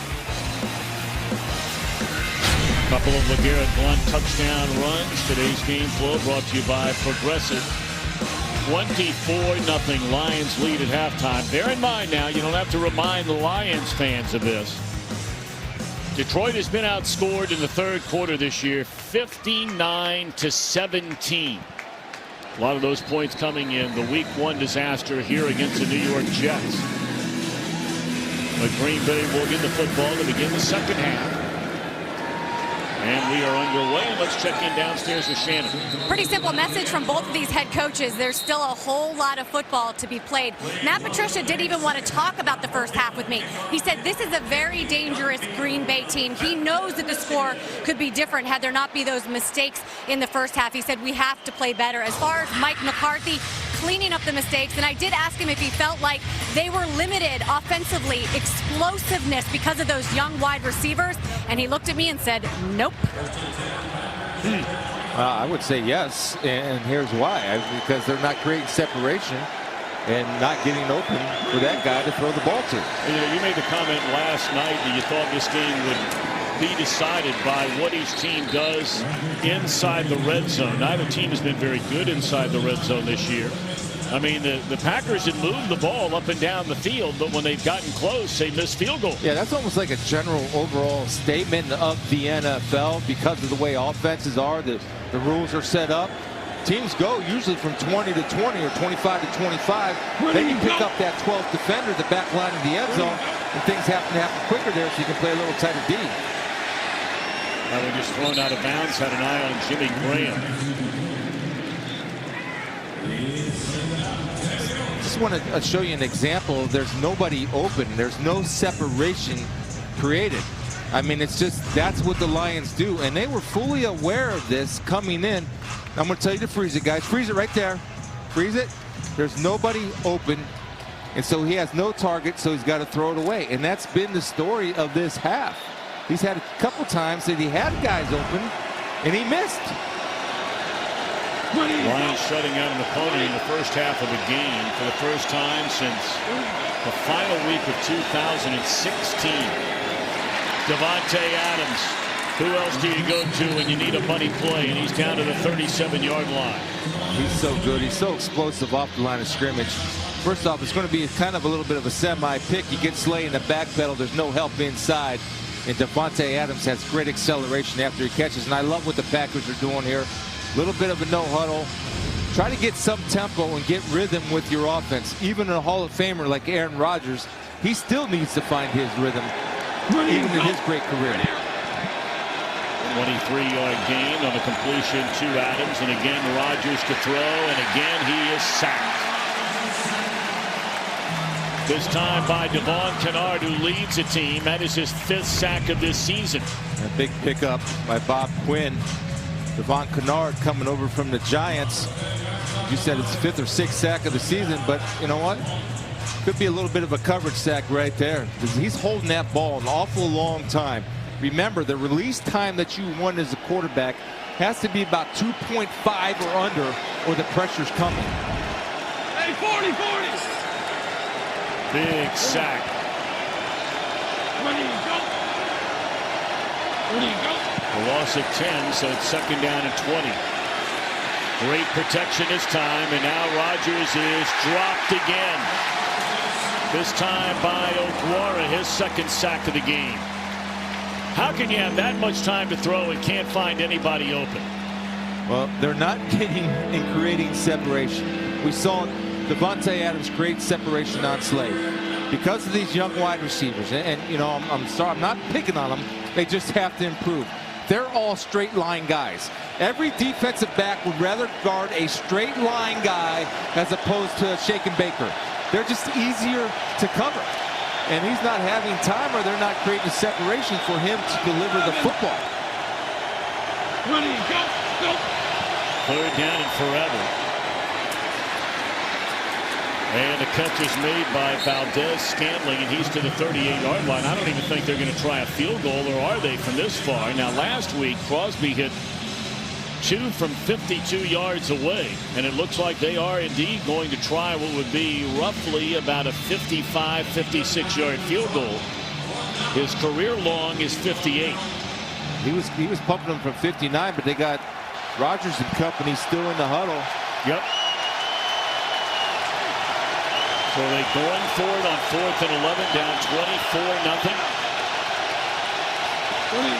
Yes, they are. Rodgers and Davante Adams with a reception. There is a penalty flag down. It would be enough for a first down if it stands. So what a throw and what a catch. Well, there's a reason why we circled him before the play, because it's a money down. It's a critical play in a critical time. Holding defense number 23. That foul is declined. Result of the play is a first down. And I know one thing. He trusts 17. That's why we circled him before the play. Aaron Rodgers uses his eyes. He's going to come back. Let's get a little push off right there by Davante Adams, but Slay grabbed Jersey. So it's a hand fighting thing, but perfectly thrown ball, catch to the guy that's done it for you in the past. That's who you trust. Trust your history. And they have a great history between Rodgers and Adams. So 4th and 11 goes for 17 yards. First down at the Lions 22. And now he spins out of trouble, still looking around, floats it into the end zone. And again, they try that jump ball with Jimmy Graham, but it's just not working. Now, I think it goes right through his hands. Now, I'm a long way away, and I have glasses, but he's got to make this catch. I mean, he's got to make the catch. He's got the height advantage. Now, you got to work your scramble drill. Keep going, keep working. Now, he's going to know you're going to throw the jump ball, and that's a drop touchdown pass. There's no doubt about it. That's a drop touchdown pass. Missed opportunities.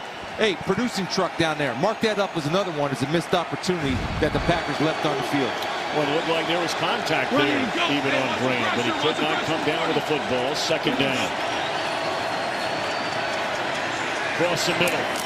And this time Graham does hang on just inside the 11. We'll see where they spotted Quinn on the coverage and with the tackle.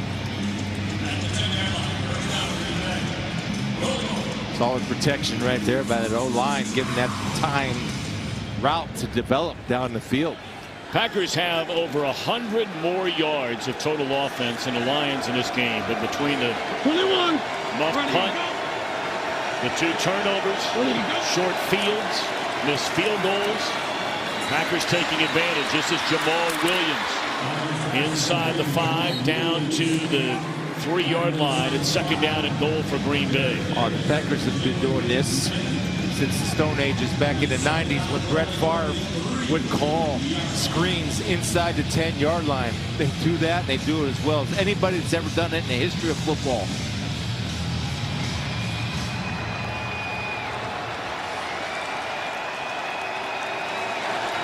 So opening drive to begin the second half, trailing 24-0. And the Packers in search of their first points today. 24.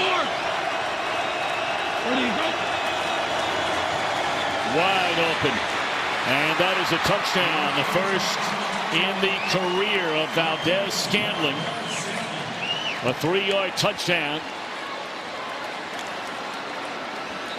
And the Packers finally on the board.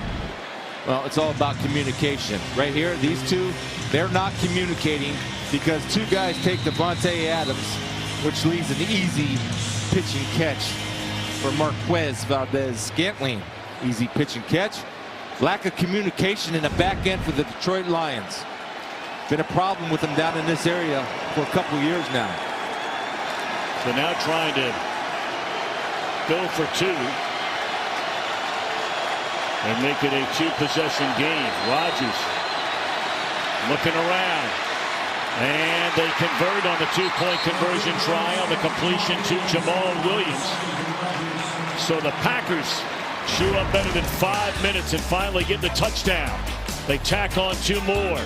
24-8 Lions. Welcome to the hometown of Kid Rock. Oh boy. A lot of problems with the Packers offense. Now they capitalize, but here's something with young wide receivers. See, freeze it right there, guys. Never in the history of football and any offense is it wise to have 2 guys this close together. You're covering 2 guys, and it's just not the thing to do, and it's not a Packer offense that normally is as efficient as any offense in the National Football League.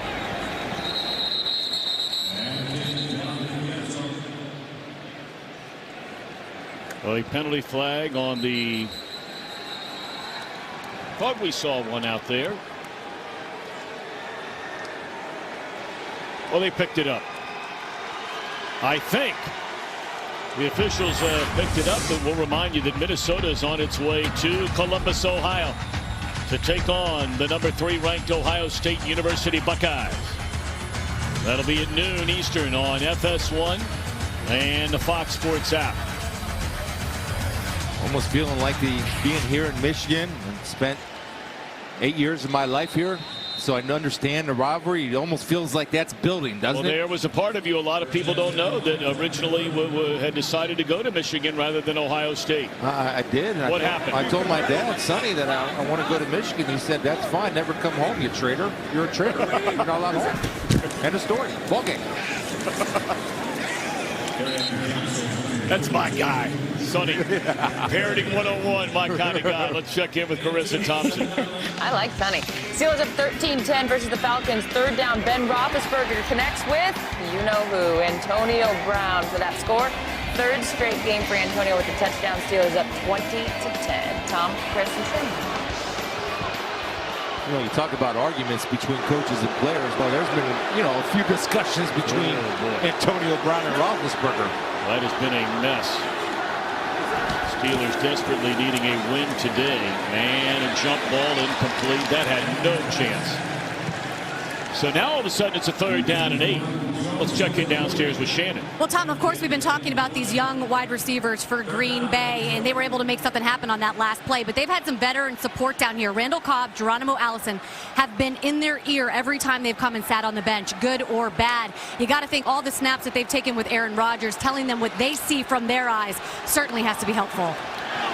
You get the feeling this is a huge 3rd down in this game. I mean, if all of a sudden you get a touchdown and the Lions go 3 and out, you're putting the ball right back in the hands of Aaron Rodgers with basically no time off the clock.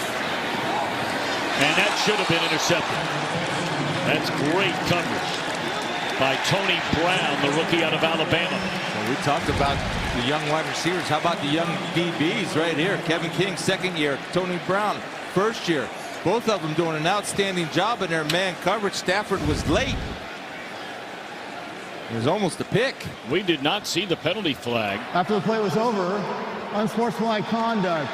Defense number 28 for Conklin. Oh, boy. They just brought in Tony Brown. After being let go on waivers, he comes up with a big play, and Mike McCarthy saying, you have got to be kidding me.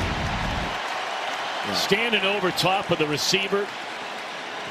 When can you just not leave good enough alone? Why does it have to be that? Well, I'm going to tell you why, because you look at Tony Brown. It doesn't have to be that. It never should be that, because that's a selfish decision made by Tony Brown. He's excited. He's a rookie. He's an undrafted free agent. He makes a great play. You're right. That's just got to be good enough. Especially, you don't need to be taunting or showing how bad you are by standing over somebody when you're down 24-8. So you just got to learn from it. That could be a huge play in this game. And believe me, the Packers have had enough go wrong in this game where that wouldn't be the primary reason if they can't come back. But what a huge play, because on the next play, you're going for the gusto. Looking for Golden Tate. Incomplete. Boy, I'll tell you, really good coverage on a safety on Golden Tate and Clinton Dix working on number 15. And this is what Golden does well. Really deceptive double move. Clinton Dix a little bit behind it. And I'm going to tell you something. I thought Matthew threw that on the line. That's one where you have to put air under it and let him go get it. He knew it. Yeah, he knows it. Put air under it. Also looked like that Dix got away with a hold on Golden Tate running down the sideline. They're coming after Stafford. They set up the screen to carry on. Johnson breaks a couple of tackles. And along the sideline has enough for a 1st down to the Green Bay 41-yard line. So this guy's a good-looking player.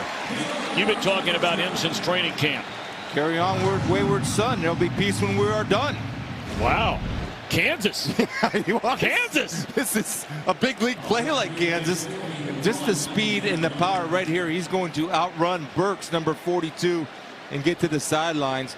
bright future for that young man because he does everything well. Runs with speed, runs with power, run over you, run by you. That's when you had the 8-track tape player. You got it. Back in Massillon, Ohio. Little delay to Johnson, and that did not fool Green Bay defensively. Maybe a 1-yard gain. Now, were you lucky enough to have the cassette in your car, or did you have the 8-track tape? We were all 8-track all the time. And things were so tough at times. My buddies used to just sing songs in the back seat. Couldn't afford the 8-tracks. Must have been Carry On My Wayward Son. Yes. All right, here we go. Big stop for the Packers right here to give them some momentum coming off of a touchdown and a 2-point play.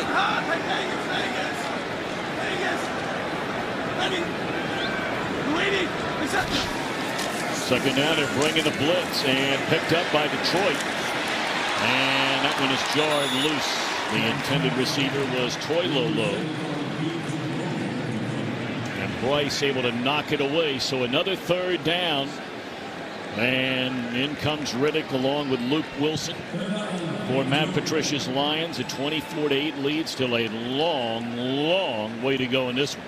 It's just a position that's probably not as much production as the Lions would like would be those tight ends. Third down, Packers are doing a good job playing man-to-man. The matchup that I like, I got Marvin Jones Jr. down here. My King backed off a little bit. Packers moving guys around, bringing the blitz to come after Stafford. And the catch is made. A flag comes down. That's Marvin Jones Jr. for what would be a first down, but we wait on the penalty. I think they're going to get a push off. Pass interference. Offense, number 11. That's how Jones got so open. Third down. We'll take a look and see.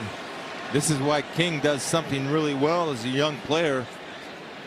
He's long and lengthy. And they were both kind of had handsy there, and you know that's calling it short. You got to get your scouting report, not only on the team you're playing, but you got to get your scouting report on the officials and what they like to call and what they don't like to call. That's ticky-tack to me. It's a good hand fight. Let those guys go. They're going right here again. I keep coming after them. This time I got Gold Tate working one-on-one. And again, they're coming after with Clinton Dix. He just does get it away to Stafford. And trying to get some of that yardage back, but denied the first down is Theo Riddick. And Prater is going to come on for what will be about a 57-yard field goal attempt. Remember now, Prater has kicked the longest field goal in NFL history. You've got to go back to 2013. He had a 64-yarder while kicking for the Denver Broncos. This will be from 55. He's 0 for 1 from 50 and beyond this year, but has been really good in his career. 75% from 50 yards or more. And this one had no chance. It looked like Chris Spielman off the tee. Exactly.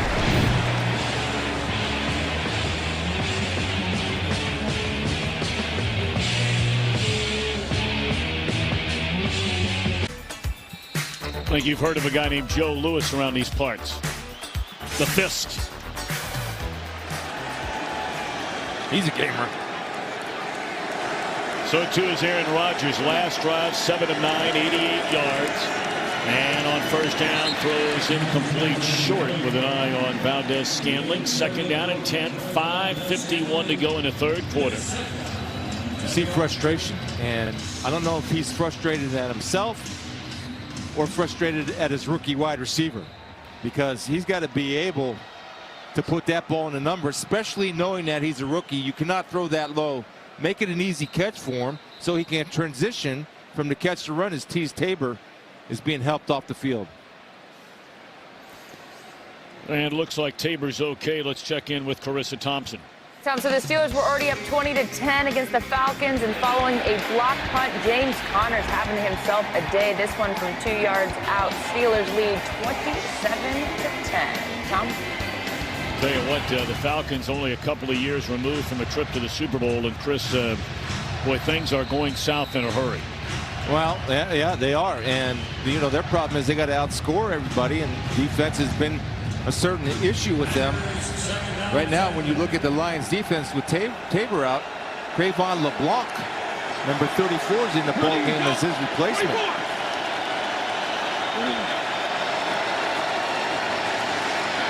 Down the middle of the field, and it's Davante Adams for a first down to the 35-yard line. Joe, if I'm the Lions, you think maybe I'm going to account for Davante Adams? And again, the Packers up to the line of scrimmage. Give Aaron a chance to survey the defense and get a good pre-snap look. And all of a sudden, old Uncle Mo has showed up.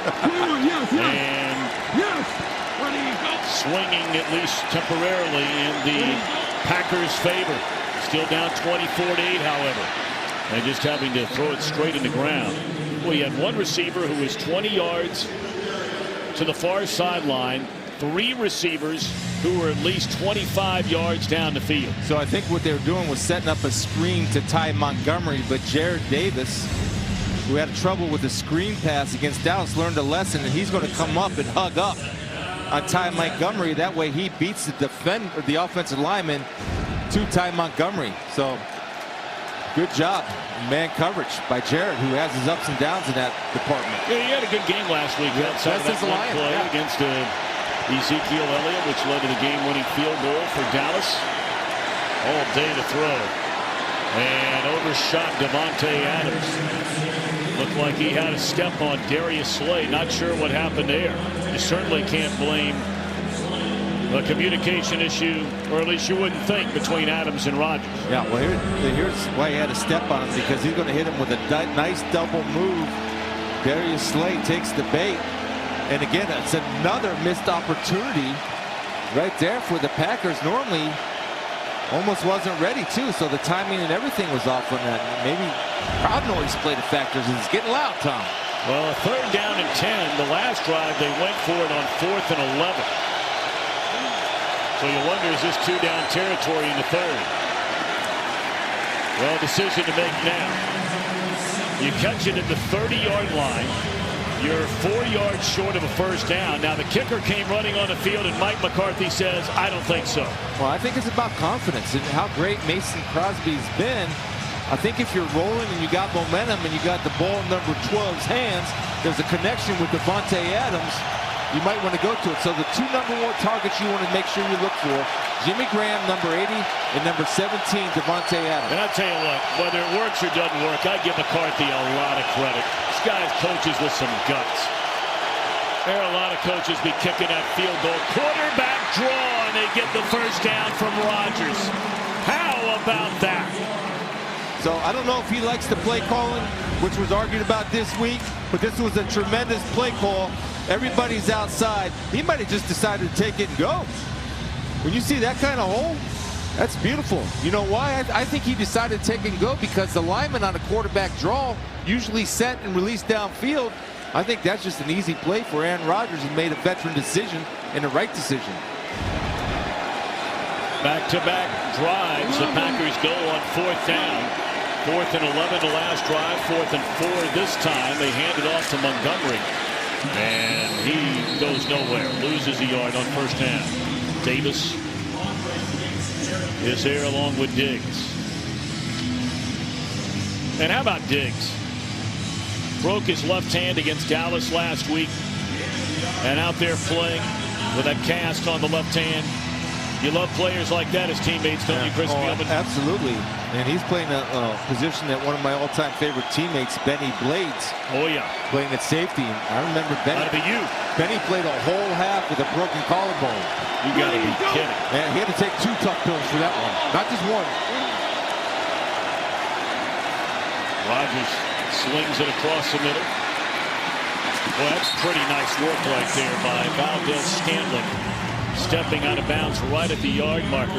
And it is a first down at the 14-yard line. He's had a nice game today. He had the one play on the sideline where he didn't get the feed down, but 5 catches, 47 yards, including his first career touchdown. This time Aaron helps him out by delivering him a ball that's not at his knees. It's right at his hands at chest level. So it's a smooth transition from catch to run. Of the other youngsters getting playing time today, Jamon Moore does not have a catch. St. Brown has one. No Allison, no Randall Cobb. And here down the stretch, they're giving the ball not to Williams, not to Aaron Jones, who, by the way, has 7 carries for 40 yards. They're giving the ball to Ty Montgomery. Here's the key if you're the Lions right here. He's on this shoulder of the offensive guard. If he's on that shoulder, he's looking inside. That's run. If he's out here, that tells you pass. And that time, I think they had a pre-snap read just by the alignment of Ty Montgomery. And Montgomery in the backfield alongside Rodgers.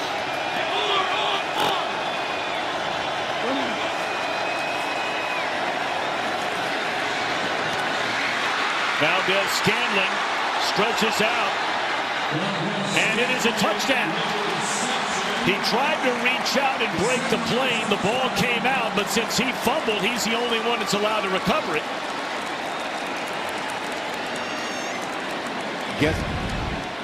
Guess who they're working on? Cravon LeBlanc, who's in for the injured Teez Tabor. Right there. Let's see if the knee goes down. No body part went down. The arm's down right there.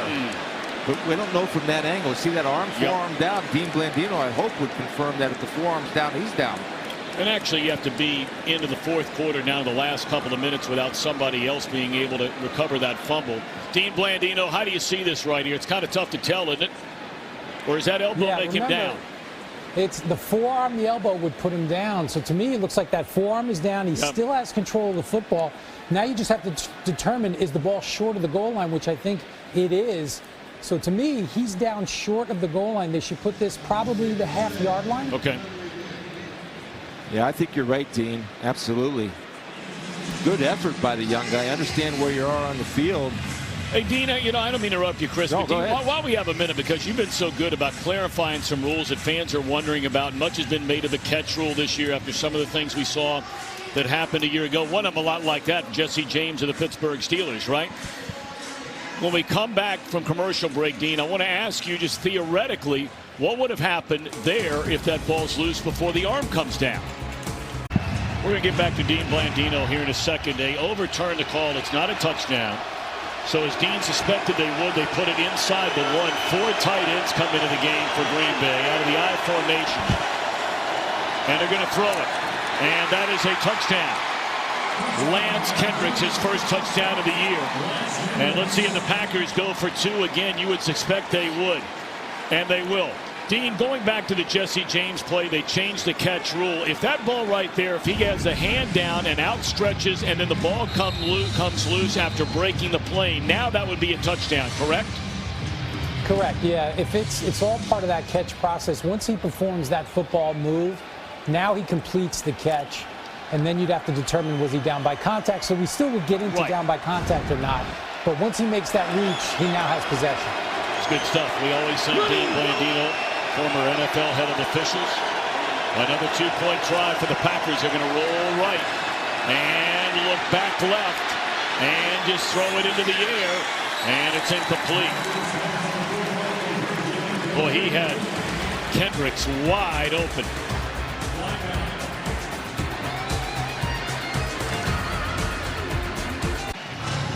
Ford Field is the place to be on a Sunday afternoon, and we're going to see this route develop as Aaron Rodgers does his scramble drill, and once again, 2 guys in the same area. That is a no-no at all costs. Now, after that play, Aaron Rodgers is going to go up, and not only is he going to be their quarterback, he's also going to be their coach. And understand you need to work back across the field, and you can't be in the same area, and guess what? When you're down there, you can't run out of bounds. Go downstairs to Shannon. Yeah, Tom, Aaron Rodgers had said week 1 he told these young guys, hey, you are going to get an opportunity to play. And when you do, the expectation is that you make plays. But remember, he's been limited in practice, Aaron Rodgers has. In fact, this week was the first week that he practiced full on Thursday and Saturday. So timing with those guys and just getting reps has been all this week. Right, Shannon, great stuff.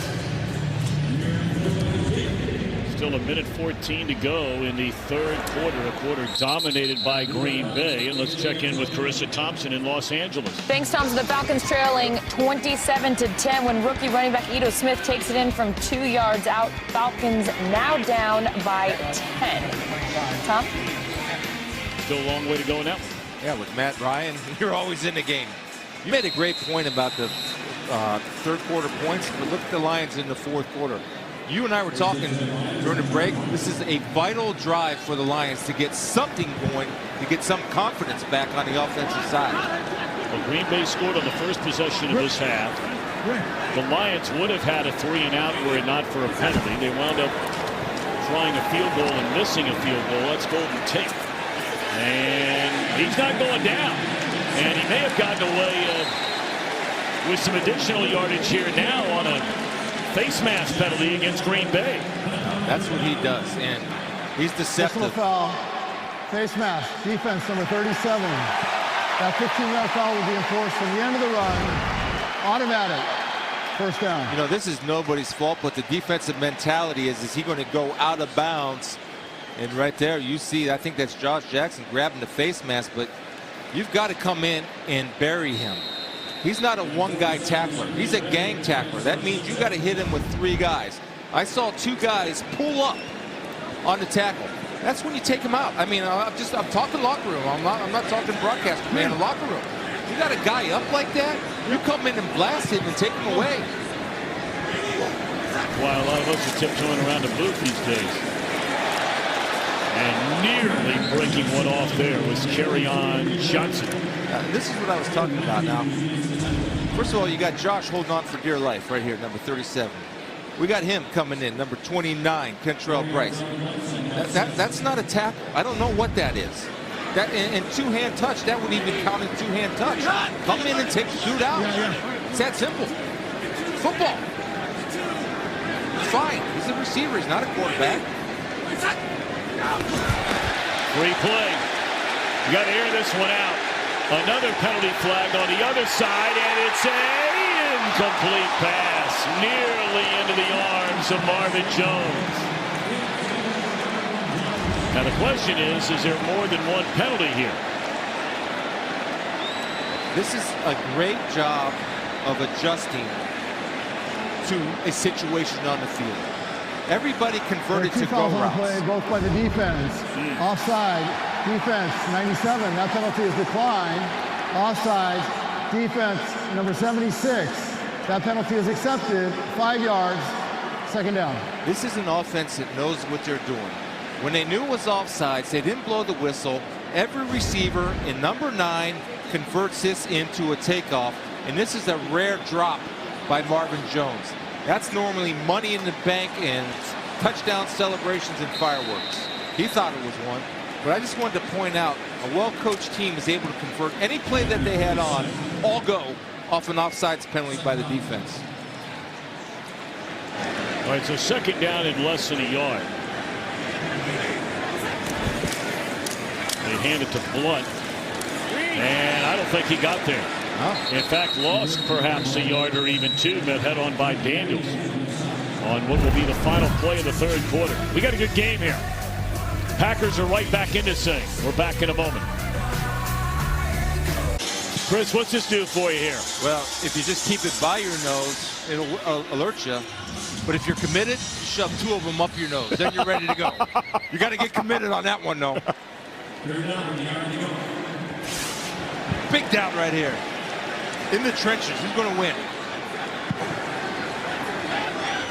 Third down of the yard. They have LeGarrette Blunt in the backfield, and they turn and hand it to him. And the big man gets a first down and then some to the Green Bay 31-yard line. Boy, Tololo, number 87, does a great job of sealing. And Marvin Jones, wide receivers, blocking for the Lions. Right there, see this? Look at Tololo kicking in there. Marvin Jones, not a devastating block, but doing his job by getting in the way. And I'll tell you, LeGarrette Blunt, it's tough to stop him 2 times in a row. Nice job by the wide receivers getting physical. Now we've seen Tate with a big block, and now we see Jones with a block. Fourth quarter just underway. In a 2-possession game, Detroit trying to make it a 3-possession game, incomplete on the wide receiver screen to Golden Tate. One of the rare times the Packers go zero coverage. I thought Stafford would have checked off and took a shot down the field. Now, explain zero coverage. That's no safety deep, everybody up at the line of scrimmage, and you're playing man across the board. You win-win. I like the screen call, but it wasn't executed. It's an excellent job by the Packers taking a chance. Aggressive call by Mike Pettin.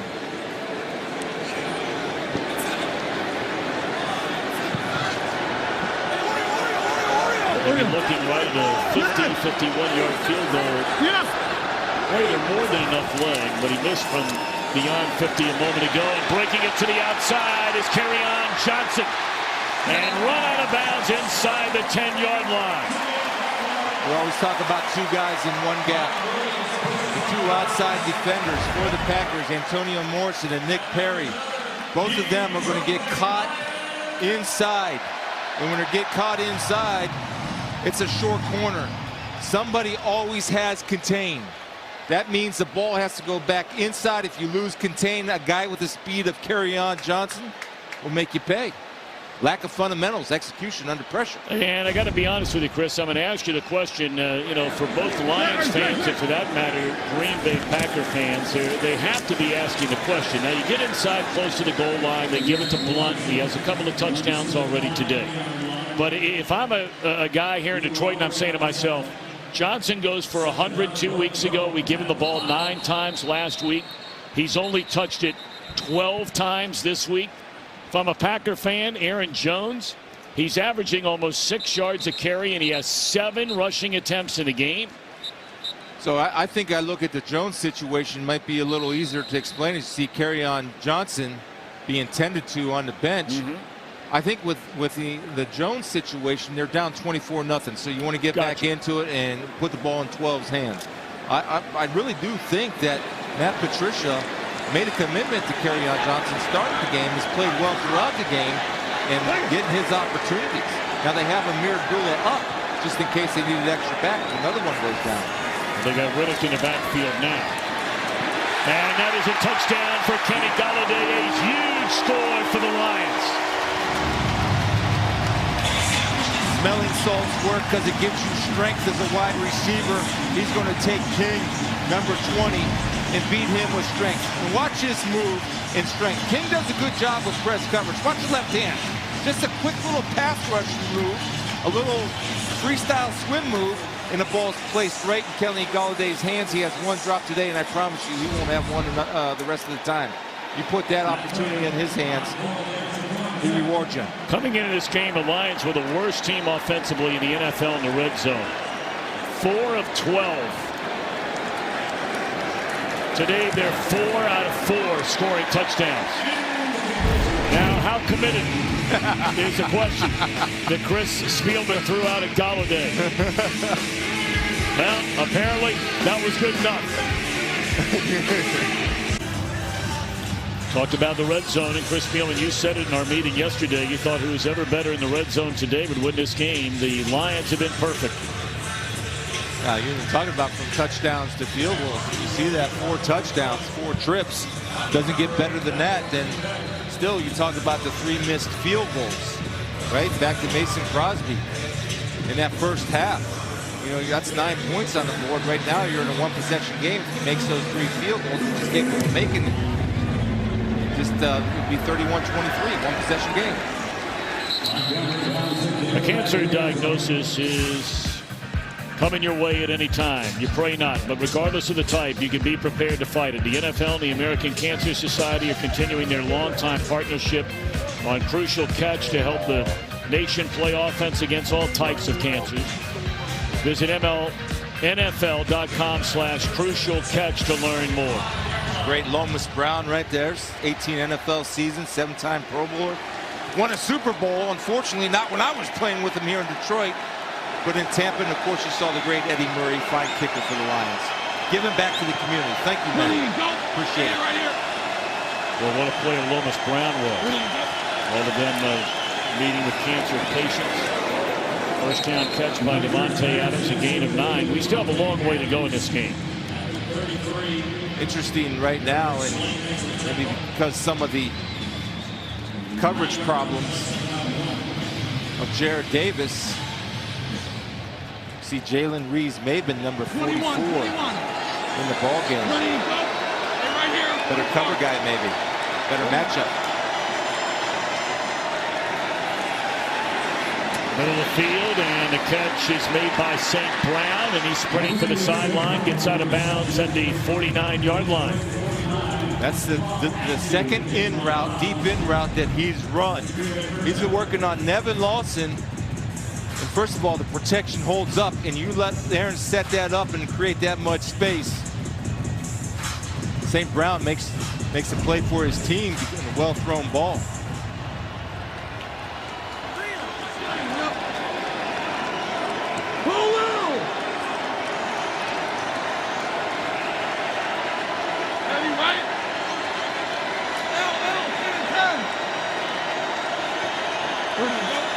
Well, they burned nearly 40 seconds of the play clock there. Catch made for a first down by Graham, and we send it to Kurt Menefee in Los Angeles. All right, Carolina has won 3 straight years coming off their bye. Christian McCaffrey trying to make it 4 in a row, takes the pass from Cam Newton, 18 yards for the score, and they've got the lead by 11 over the Giants. Tom? All righty, Kurt, thank you very much. This is a 3-possession game now. So you would think the Packers would be in a little bit more of a hurry right now. That is Jamal Williams inside the 30 down to the 28-yard line. Yeah, they're getting chunk plays, so they're moving the ball in a hurry. The other thing is the Lions are playing soft, and they have try to catch Lions with 12 men on the field as Jarrad Davis is back in the ball game for Jalen Reeves-Maybin. They feel like in their arsenal, their offense, they have plenty of time to do what they feel they need to do. He's a master at managing the clock.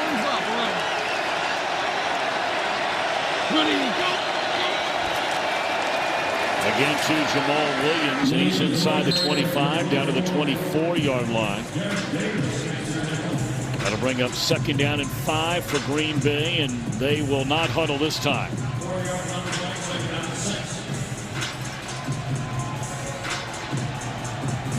Always got to be alert for Davante Adams. Not in this area, and as the field shrinks, defenses are willing to let a team in this type of situation move between the 20 and 20. Sometimes defenses will be more aggressive as the field shrinks into the red zone. 21. Ready to go.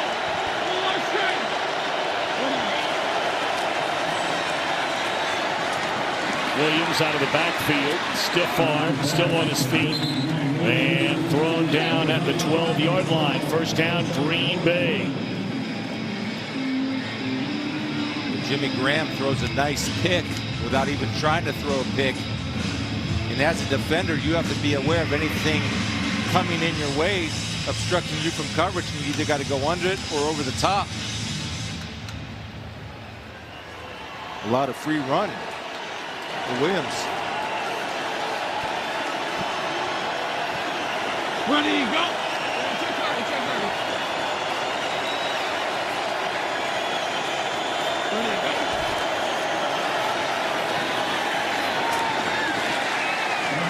Coverage out there by Darius Slay on Davante Adams, stopping the clock. 9:07 left in the fourth quarter.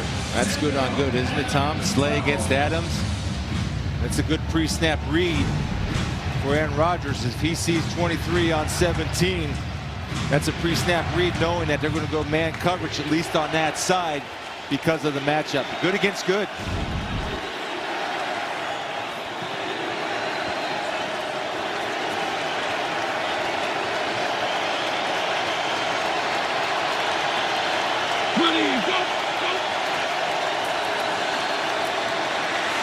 Wide open, and that is a touchdown for Davante Adams.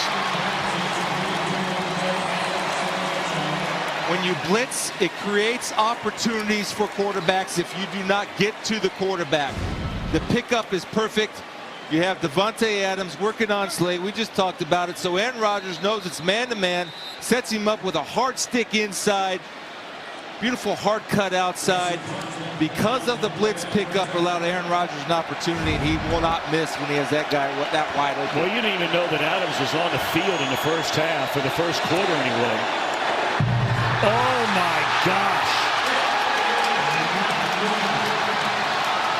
Mason Crosby has missed 3 field goals and now a point after.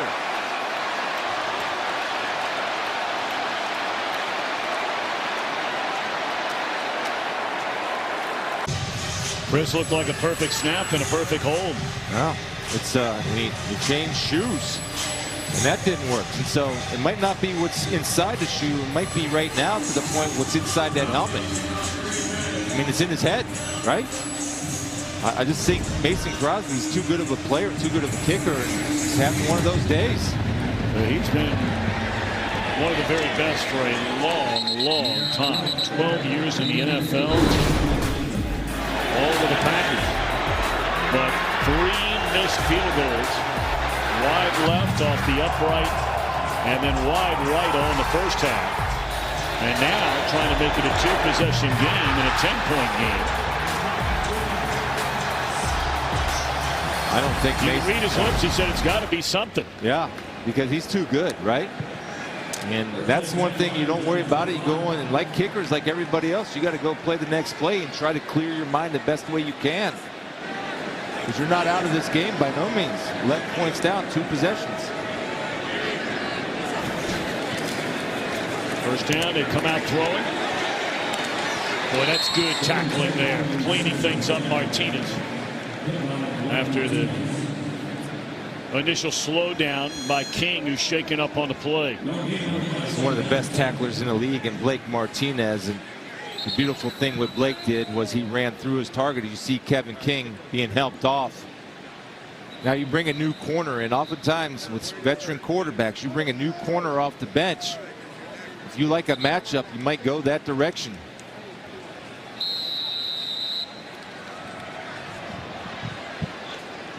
May have cut open his nose or something along those lines as they're taking a look at King. Tony Brown comes back into the game. It's Tony right there.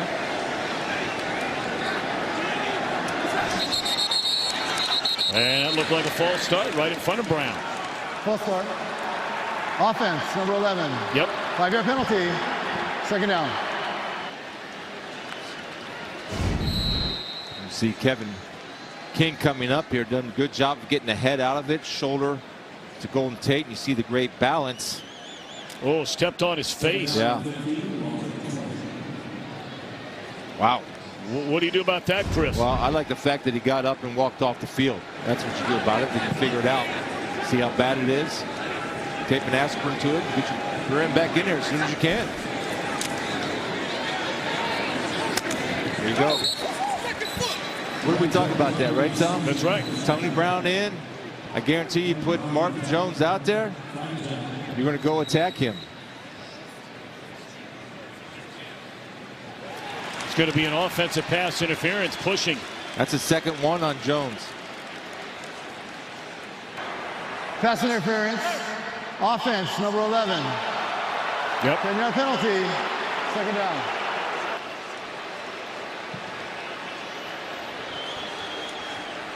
You think about it, so they run out cut. You might want to try a double move on the new guy in the game. Tony Brown's been aggressive in his coverage, and that's what you want in your corners. You can't be shy. Be a cover corner. The Lions offense only has 244 total yards in this game. 244. But with all the missed field goals and the turnovers and the punt, they haven't had to go very far, and they're 4 of 4 inside the red zone. Nothing there on 2nd and 25, and we check in with Kurt Menefee. Well, tell me if you can figure out the Buffalo Bills. Some weeks they look like the worst team in football. Other weeks they beat some of the best. Final play of the game, Steven Hauschka, 46-yard game winner. Buffalo gets its 2nd win of the season, knocking off Tennessee this time, 13-12. Tom, Chris, and Shannon. Well, you're not lying. I mean, they went in and they hammered Minnesota. They lost, were shut out against these Packers last week, and now a winner today over a 3-1 Tennessee team. You want to be safe right here, not create any type of turnover. I'd run a safe play. And boy, wouldn't you like to have Kerryon Johnson in the fourth quarter? Your best runner, remember, he's out with an ankle. There's a safe draw. Well, the crowd booing the call. Play call is going back in the locker room as king. I heard a quote this week from a politician: "Boo yourself." That's the right call to make. Boo yourself? When's the last time they did that? No. A politician? I haven't heard a lot of those or around. Or a fan. I don't think fans are out there booing themselves. But I mean, that's a safe call to make in that situation. You don't want to create a turnover. Trust your punter to get you out of a hole. Packers will get it back with just under 6 minutes to play. And again, it's a 2-possession game, but that would mean a touchdown, a successful 2-point try, and a field goal. What a punt by Martin. And look at the ageless one, Tramon Williams. A couple of flags come down, drop to the 38-yard line. We wait on the penalty. 53-yard punt by Martin. One of the very best in the NFL and has been for a long time. And that's why you run a draw. You don't risk a turnover. You trust your punter to get you out of the hole, and you get a bonus with a During flag. the return, illegal block in the back. Receiving team number 37. That penalty will be enforced from the spot of the foul. First down. Timeout. 5:47 to go in the fourth. Well, the second half's been mighty good for Aaron Rodgers. 3 touchdowns, but overall today, frustration. And even in a 22-0 win a week ago over Buffalo, he talked on and on and on about leaving plays and points on the field. Well, they've left 10 of them on the field in their kicking game alone today. And now they're down by 11. This is Ty Montgomery, close to midfield. And they're in hurry-up mode in this 2-possession game. Gain of 23. Packers are closing in on almost 200 yards more of offense than the Lions in this game. We talk about it all the time. You look at one stat in a game, and the overwhelming majority, the turnovers will tell you the story. And that's why the Lions are winning right now, despite the fact that the Lions have 248 yards of offense, and the Packers are closing in on 448 yards after that gain a moment ago. And they're going to move with ease down the field, because one thing the Lions don't want to do is put themselves in a position to give up a quick score. And told you, once they get to the 25-yard line, that's when we see them start to tighten up a little bit. But right now, to protect the back end, they have 2 safeties deep. Aaron Rodgers, by the way, has just gone over 40,000 passing yards in his career. That's Montgomery down to the 32, clock continuing to roll. And by reaching that number in his first 154 games, he gets there in the fewest number of games among all quarterbacks in the history of the NFL when you throw in a 300 or more touchdown. Pretty amazing. Yeah, not only that, on Matt Patricia, the other thing I'm very aware of, that he can close games too. Knows how to finish. Looking down the middle of the field. That is Davante Adams, and he rolls into the end zone. Are they going to say he's down? They're going to say he's down. Or did he catch it at all? One official spotted as though it was intercepted, pointing the other way. It looked like Adams caught it. You be the judge at home. Juggle, juggle, juggle. That ball hit the ground. That's incomplete. Yeah, that's definitely an incomplete pass. Great effort by Davante Adams. Big concern right now, though, is on the back end. Jamal Agnew is the one being tended to, is injured. And that's another member. Tease Tabor left the game early. Jamal Agnew, they were thin coming in at the defensive back position. Detroit is challenging the ruling on the field of a completed catch. All right, so while they take a look, we're back after this message. They're still taking a look at Agnew went to the Pro Bowl as a punt return specialist a year ago, but now playing on defense. There's no doubt that this will be an incomplete pass. There's just no way. Yeah, great effort by Adams. I was a little surprised there that the Lions were in some type of man coverage for that exact reason, because you're vulnerable to the big play.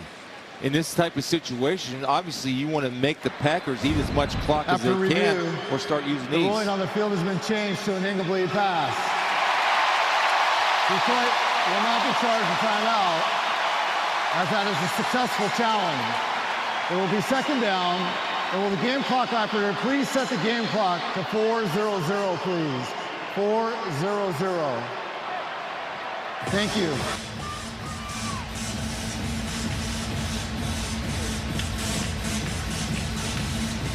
Well, hopefully Agnew's going to be all right. Good Lord willing. That doesn't look very good. That left knee they were taking a look at. All right, we still have 4 minutes to go. I would be surprised if they came back and ran the exact same play. They've got Davante Adams by himself on the top of your screen. Split wide to the left.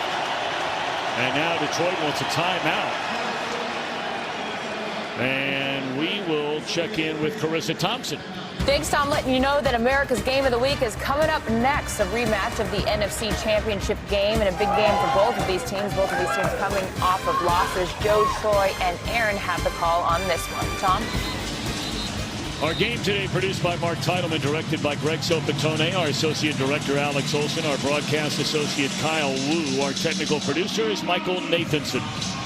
And three of our cameramen, we call them the Milwaukee Mafia. Danny Quinn, Andy Stieber, Jesse Levy, all of their hard work, and of course all of their nonsense input on their fantasy league before the game ever got started today.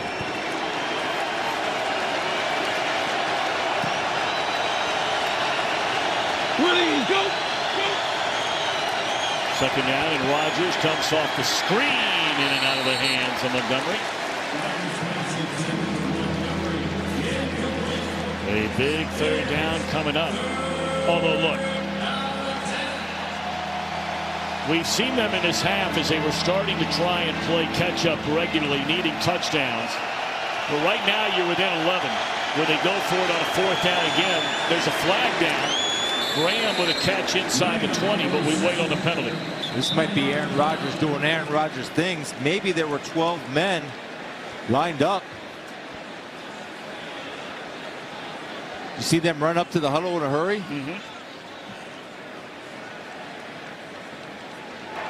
Illegal shift. Offense. Not all players are set for 1 second. 5-yard penalty. Third down. I stand corrected because all the Lions were looking around counting. But Aaron Rodgers always does that to try to get somebody off guard or confused in coverage. Watch Aaron, hurry up, hurry up, hurry up. And let's see who's not set. I don't know. It looks set to me. There we go. Third down and 15. They need to get to the 23. He's got help over the top on Davante Adams. Never lost and has help. Hit as he threw, and it's incomplete. Jarrad Davis, just as Rodgers was starting his follow-through. And that's the versatility of Jarrad Davis. He can come in and be a pass rusher. He's going to line up as a defensive end, outside linebacker. And again, he's not going to quit. He's just going to keep running and running and sneaks through that hole and is able at the last second to disrupt the arm of Aaron Rodgers. Well, they're going to try a field goal. Mason Crosby is 0 for 3 today and has also missed a point after. So be a 56-yard try.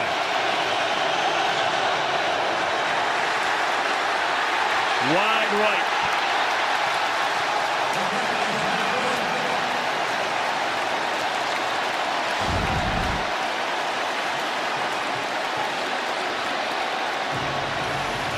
Again, the mechanics look solid. Pushes it, sliced it right. The last kicker to miss 4 field goals in a game, Dan Carpenter of Miami, all the way back in 2010 against Buffalo.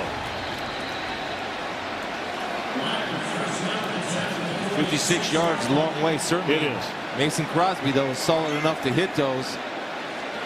You're talking about 4 field goals and an extra point, right? So that's 13 points. If you can convert on those, you're winning the ball game.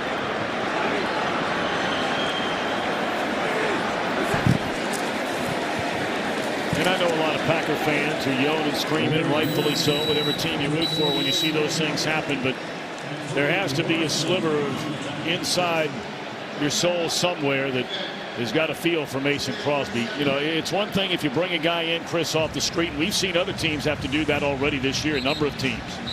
And, you know, you bring a guy in and didn't have a job and misses 3 or 4 field goal tries in a game, maybe you get it. But this guy has been a really good kicker for a long, long time. Yeah, exactly. I mean, we've seen guys that off the bus, hey, turn your stuff in, goodbye, next guy in. I think Mason Crosby, obviously, because of the career he has a chance to work these issues out. Now, if these issues continue into next week and keep happening, they'll be looking for a new kicker.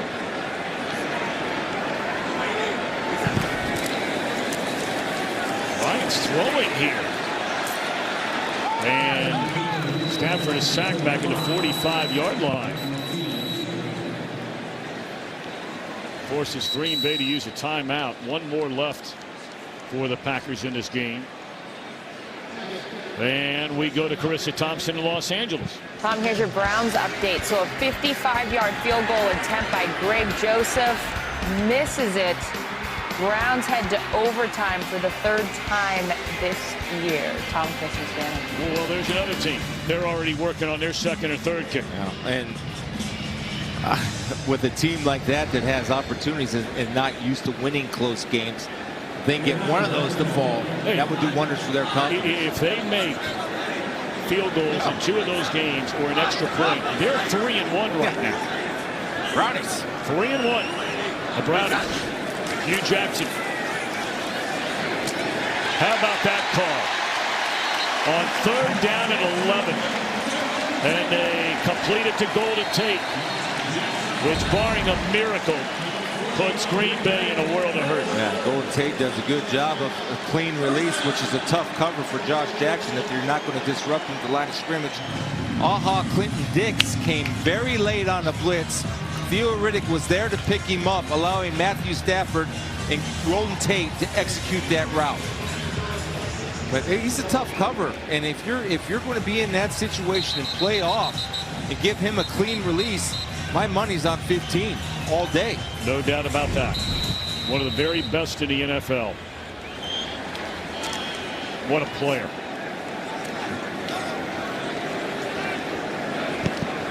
Hey.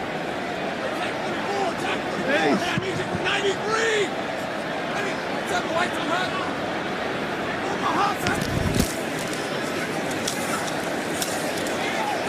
Tell you what, there was a moment there in the sideline. You saw Aaron Rodgers, and he was going over to his longtime teammate. These guys have been together for a dozen years. You look at Mason Crosby, and I promise you nobody feels worse than Mason, and it's good leadership right there by Aaron. The other thing you can talk about, it's a long season, and look, if I'm a bet man, I bet on Mason Crosby. Whatever the problem is, he'll figure it out. Yep. And he should have the opportunity to figure it out, but nobody feels worse than he does about his performance today. He understands. They'll get it together. Ron Zook will work with him. They'll figure the problem out. Ron Zook, of course, the special teams coordinator for the Green Bay Packers. LeGarrette Blount off the left side will take us down to the 2-minute warning. And, you know, as great a win as this is going to be for the Lions, I'm sure a lot of Lions fans are wondering the severity of the injury to Kerryon Johnson. He appears to be a difference maker in this Detroit offense. Well, he was an obvious difference maker, Tom, from preseason to the time he broke Reggie Bush's chain since 2007 to today. Running wild in the jungle of Detroit. 2 minutes to go. Green Bay out of timeouts. And the Packers on the short end of a 31-20 game, and these Detroit Lions needed a win so badly. They looked so good 2 weeks ago in that victory over Tom Brady in New England. Offense, number 79. 5-yard penalty, 3rd down. Then they took a lead late in Dallas, only to watch that game get away. And well, here today, they took advantage of what was given to them, a game where they will not even reach 300 yards of offense. But you have the 2 Green Bay turnovers along with a muff punt. So if you throw in the muff punt, it's 17 points. And of course, the 4 missed field goals along with a missed extra point.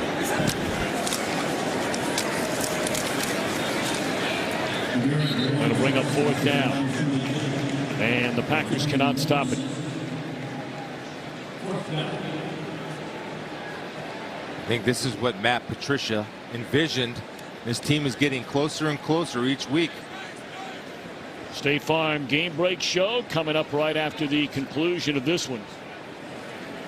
Just about all of the 1 o'clock games are over except for those that are on their way into overtime, such as Cleveland. And the New York Giants have just taken a 1-point lead with a minute to go in Charlotte. So Carolina will have one more crack at it, it appears. Winners already today include the Steelers, and the Bengals go to 4-1.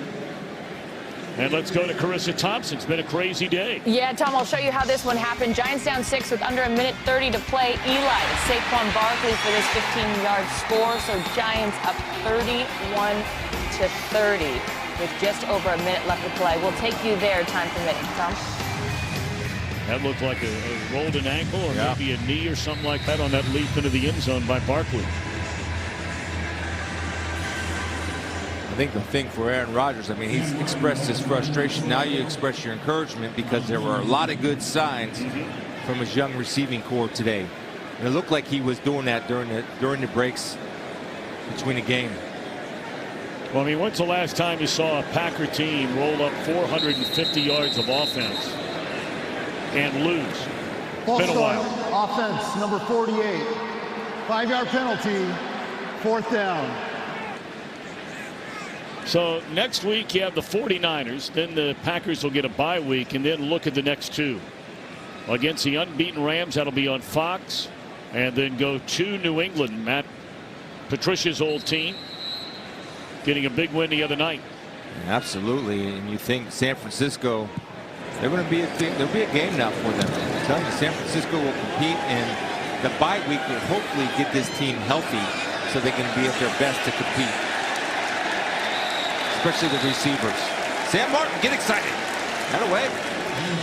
He's a very popular player here in town. He does so much for children and for animal welfare here in the Detroit area. Rarely do we talk about, punters very much, but Martin in just half a dozen years has become a very popular Detroit Lion in this community. This goes back and setting an example of players that to whom much is given, much is expected, and Sam Martin certainly understands that and lives it outside the football field and understands his responsibility as a Detroit Lion to give back to the community whenever you can. Maybe you can take some dance lessons too. The shimmy sham right there. I look like Brenneman back in the day at OU. No, I didn't. Ohio U. No, because I had the rhythm. Still have it. Just don't get to execute it much anymore.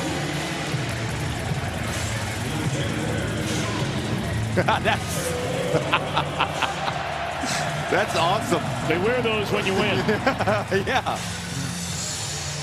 I mean, after week 1, right? Get them out of here. Get them out of town. Now they sell them Halloween masks for them. It's so funny, and our son Luke, who's on this trip, made his comment today. I've said the same thing, and I think a lot of people who have seen Matt Patricia on television as defensive coordinator all those years in New England, and Lord knows it seems like you saw him every single week. They were on national television, all the Super Bowls. And then when you meet him in person, he is nothing like the guy you think he is when you see him on. Do you agree with me on that? Yeah, well, I think everybody boxes him in because, he's a Coach Belichick disciple, right? And not many people know the personal side of Bill Belichick. Well, in our meetings, he let some of the personal side down, and we heard a lot of great stories. And there are stories behind the pencils, by the way. I mean, he is a really, really likable guy, Patricia.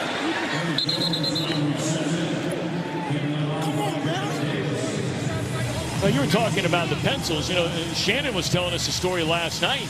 Yep.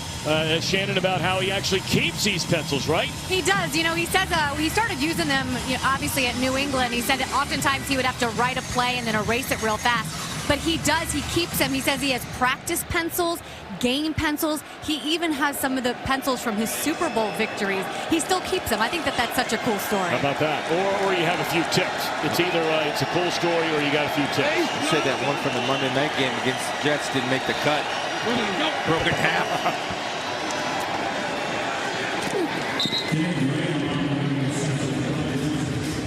20 seconds left in this one. First time the Lions have beaten the Green Bay Packers 3 in a row since December of '90, carrying into the following year, and a third straight victory in December of '91. Yeah, it's a great rivalry, and you know that's then came in the Brett Favre factor for a few years, which I know well. Then Aaron Rodgers. Yeah, followed up with Aaron. How about that move right there by St. Brown? And he's down to the 21-yard line. Yeah, every little bit of success helps young wide receivers. St. Brown does a good job of running a double move, getting a young guy to jump on a double move, who they just brought up from practice squad, and Cre'Von LeBlanc. And I like this move right here, bringing out Mason Crosby. This is a good move for them. I want to see if he can make one here and give him a chance to win some confidence back. They better get it off, or it's going to be a longer try. And he makes it. How about that? So Mason Crosby hits from 42 yards out. And the first guy out there to shake his hand and give him a pat on the helmet is Aaron Rodgers. You know, I think that's just a brilliant move by No Mike doubt McCarthy. about it. Give him another shot to make it happen, and I'm happy for him. And make no mistake, though, that will be talked about and addressed during the week, and he's going to bounce back. I know he will. It's kind of a sign of relief right there from Coach Mack. You know what? You hit the nail on the head. That is a big-time coaching move right there by Mike McCarthy. He knows they're not going to let this guy go tomorrow. He knows they're going to need him to win a game maybe as soon as next week over the Niners. He's been there for him for a dozen years. So many big games, playoff games, Super Bowls. And to give him that shot to get back on that plane after the game, he's going to feel bad enough as it is. Yeah. But at least the last thing he'll remember, perhaps, is that field goal. And he even just broke a little bit of a smile there. So I have no doubt that he'll be back better than ever. Flag comes down on the onside kick. Looked like Marvin Jones. Yep, he was the one who fielded it cleanly. I believe this will be offsides against the kicking team. Offsides. Kicking team number 28. Detroit is elected to take that 5-yard penalty from the succeeding spot. Detroit's ball, first down. That's Tony Brown again. He's already had one big penalty in this game. And they just activated him today. Playing a lot of young guys. Get to San Francisco next week. Hopefully, if you're a Packer fan, you head into your bye week with a win and you get healthy. And he gets healthier. So they'll snap it, and this one will come to an end. Packers will go to 2-2-1. Lions will go to 2-3. Still Chicago sitting atop the NFC North. Bears are off this week, 3-1 record. Will go on the road to Miami, then host New England over the next couple of weeks. For Chris Paleman and Shannon Spake, our entire crew up here in the booth, Tom Barbary and Scott Snyder. Tom Brenneman, so long from Detroit. Our final count, the Lions 31, the Packers 23, as the Lions for the first time since 90 and 91 have won 3 straight games over Green Bay. A couple of really good late games on America's Game of the Week coming up. highlighted by a rematch of last year's NFC Championship game. The Vikings, another team in the NFC North in desperate need of a win, taking on the Philadelphia Eagles. Now they're in desperate need of a running game, and Dalvin Cook is out, and you take a look at the opportunities for them to run the football last year and the success, they were balanced. You got to be able to run to win in this league. Throw first, all right, run second. America's Game of the Week is coming up next. Right after these messages, we'll look forward to seeing you next weekend from Atlanta. Have a great weekend. America's Game of the Week up next.